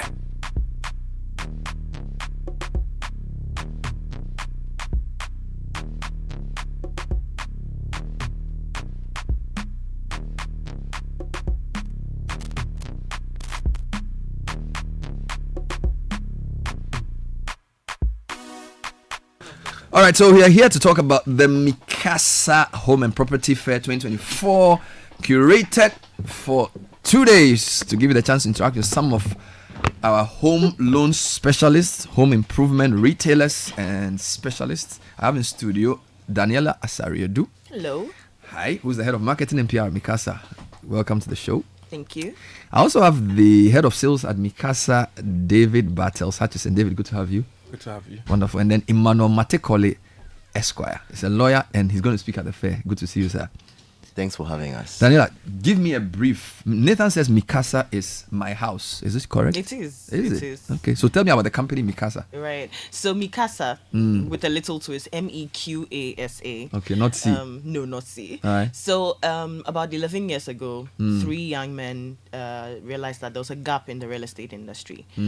Property search was a big deal. I mean, it still is a big deal. Yep. But imagine 11 years ago when social media wasn't that active, the internet, we're still getting into it. And so they came up with a platform where it would be easy to go and get whatever property you're looking for. So Mikasa has evolved into Ghana's #1 property website. We have over 2.4 million visitors on the website yearly. Wow. Yeah, you can find anything you're looking for, land, property, to rent, to buy. And so every year we take this idea. So it's both commercial and domestic, kind of like house to live in, shop exactly, kind of thing. Okay. Exactly. So every year we bring this idea to life, and we put together all the top developers in the country, home improvement specialists, mortgage providers into one place, and we say, come and interact with them. If you're looking to buy your next home, if you're looking to buy your first home, even if you don't have the intentions or the plan or the finances right now, and you want to do it in the future, come and speak to people who can give you expert advice.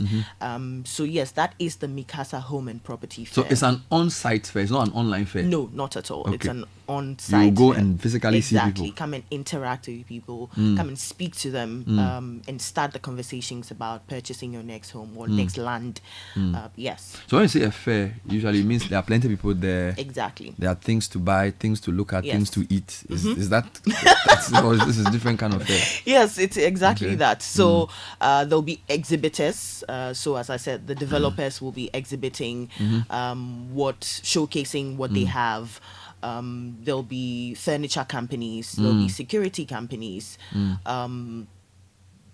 there'll be a bank. Okay, so the financing aspect. Exactly. So yes, they all will be exhibiting, and then you come and interact with them. For the food, if you come in early, we can have some finger foods available. That's if you come in early. Can you bring the kids? Yes, absolutely. We have a children's arena because we know families are attending. Yeah. And so they want somewhere where their kids can be engaged whilst they go and go around and speak to people. So we have an exciting children's arena. So yes, you can come with the kids as well. David, let's talk about what a developer or a service provider gets at the fair. So I've come in, maybe I'm a real estate developer or I'm just a service provider in the housing sector. What value do I get from being at this fair? Okay, so basically, as a developer or real estate provider, the value you're getting is basically getting a lot of people who are coming to one point. They're coming there basically or specifically because they either want to buy property, get more information about whatever project you have currently. It gives you the chance to actually deal heads-on, or should I say face-to-face, with the people who are interested in either property or projects you're putting up. It also elevates your brand. In this country, we know when it comes to property or real estate, there's always a problem with trust. It puts your brand in some echelon in regards to trust and whatnot. There's no shady business. It's all up, plain in the open. So it allows people to trust your brand, and it gives your brand a strong presence. Tell me some of the sponsors and confirmed exhibitors. Who should we expect to come see on the 2nd and the 3rd? So we have our headline sponsor as Gold Key. Platinum sponsor as Clifton. Okay. You can look to expect Golden Coast, Euro World, Mobile's Property, Prabron Greenfields, Avery Scott, Libby Homes, Rosewood, Locust Estates. The big boys. All the big boys. And girls. Well, yes. And these are, the names I've mentioned are into the real estate space. And then we have the ancillaries. We have Bumblebee Security, Africa Zone Trading, Decodin, Stanbic Bank, to name by a few. So some finance people also there. Exactly. Wonderful. So today is what? 15th, right? Today's 15th. And this is in 2 weeks or so. Are there slots still available? Yeah, we have a few slots available. So anyone who wants to jump on board, it's still not too late. So for exhibitors, for developers, and for service providers, they can call. Yes. All right. We'll take the line before we go. Now, I have in studio, of course, lawyer Mate Kole, who will be speaking at the fair. So, by the way, what will we be talking about at the fair? So we're speaking on how to secure your property in Ghana, how to protect your property. How to secure your property, whether with macho men or with law. Exactly, with law especially. So what do you do to protect your land in Ghana? Well, we'll be speaking on the what is required in terms of the pre-closing, closing, and post-closing stages. Thank you. So with pre-closing, we are talking about due diligence. Closing, talking about preparing legal documents, and post-closing is about land registration. Okay. And also, I just wanted to add, that we have identified some areas, some problems with land acquisition in Ghana. For instance, people's failure to conduct due diligence, people failing to buy from authorized persons, and then their failure to comply with the law. And as lawyers, you also have to find a solution. So our proposed solution, which will be presented at the fair, is that we are encouraging people to use escrow services provided by lawyers. And in this escrow arrangement, we have professionals like building inspectors, valuers, surveyors, and even credible real estate brokers. And that, we believe, is one way of sanitizing. So when you say escrow, because I'm buying something from Daniela. Yes. But because we are not sure, there will be an account that he has access to, that when I put the money, we are all seeing it until she does the work. Is that so in this case, what we have discovered is that in the more developed jurisdictions, the money does not, the parties do not deal with the money. Good. The lawyers are the ones who handle the money. Wonderful. Until the deed is done. Exactly, because they are regulated. Okay. So the lawyers, the buyer's lawyer and the seller's lawyer will transact. And the money will only change hands when we are completely satisfied that everything checks out. So on Sunday, 3rd November, you'll be talking about protecting your land in Ghana. And what you say are some of the highlights. Yes, so you're going to a yes, deep yes. presentation Of course, this is a summary, on this. I hear on Saturday as well, you'll be talking about how to select the perfect property. Who's talking about that? Is that you? That's you. No, we're yet to confirm. A different speaker. person. Exactly. So on Sunday is the land problem. Exactly. But on Saturday is the property issue. Yeah, so this Saturday we're talking about finding the right property for Airbnb and short lets. It's a huge market now. Yeah. Yes, so we're looking at how to get into the business as a great investment avenue, but also on the consumer side. A lot of issues are coming up today about Airbnb, issues of not met expectations. So you see something, you see the thing online looks nice. When you enter the room, when you turn the toilet, then you break grow. Yeah, so we're having all those discussions on the Saturday. Yes. So Mikasa is now like say the place to go for everything property. Absolutely. So wow, that's good. So this event is when, where, and who can I contact to be part of? Yeah. Okay, so it's it's 2nd and 3rd of November. That's a Saturday and Sunday. If you want to contact, you can either go to the Mikasa website, MEQASA. Yes, www.mikasa.com, or you can go to info@mikasa.com, MEQASA, or you can contact the number 050-168-0737. Can you repeat the number? So 050-168-0737. So remember, it's me and then Casa with a Q. So it's me, not M-I. It's MEQASA. So any closing thoughts, Daniela first? Or let me give David before Daniela. Any closing thoughts? Yeah, I think it's a perfect avenue for anyone looking to buy property. It's a sort of a one-stop shop, not just for property, but if you already own property and you want to complete the insights, you have people, ancillaries coming over. Like as well, there's a legal aspect where you can get free advice. Yes, so I think it's... What about those of us abroad who want to buy property here? Can they tune in by Zoom? I don't know. I'm not sure. Well, actually, the fair will be live on Citi. Channel 1. So, wonderful. So they can watch it. Yeah, exactly. Because a lot of people want... a lot of those guys are interested in this as well. So, so it will be there for them to watch as well. Yes. Wonderful. And attendance is absolutely free. Okay. So you don't have to pay anything. Just go on the website, register, and... we're excited to host you in 2 weeks. We've been talking to Daniela Asariedu, who's the head of marketing PR at Mikasa, here with David Bartels Hutchison, head of sales and marketing, and our lawyer, Emmanuel Matekole. He says, how do you protect your land? It's not by macho, it's by escrow. Wonderful.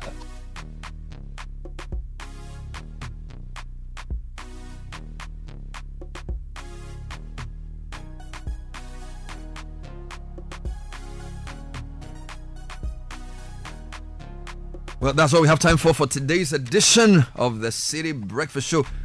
It's been absolutely a smashing time with you. I had Nathan in today. Yeah. Caleb is in Nairobi, Kenya. He's doing... what show is he been recording? Beyond Charlie. Borders. This job, Charlie, today Rwanda, tomorrow UK. Hey! We all do Beyond Borders, so Charlie, it's not fair. He's in Nairobi. He's just roaming around interviewing people. This is the second time you're protesting.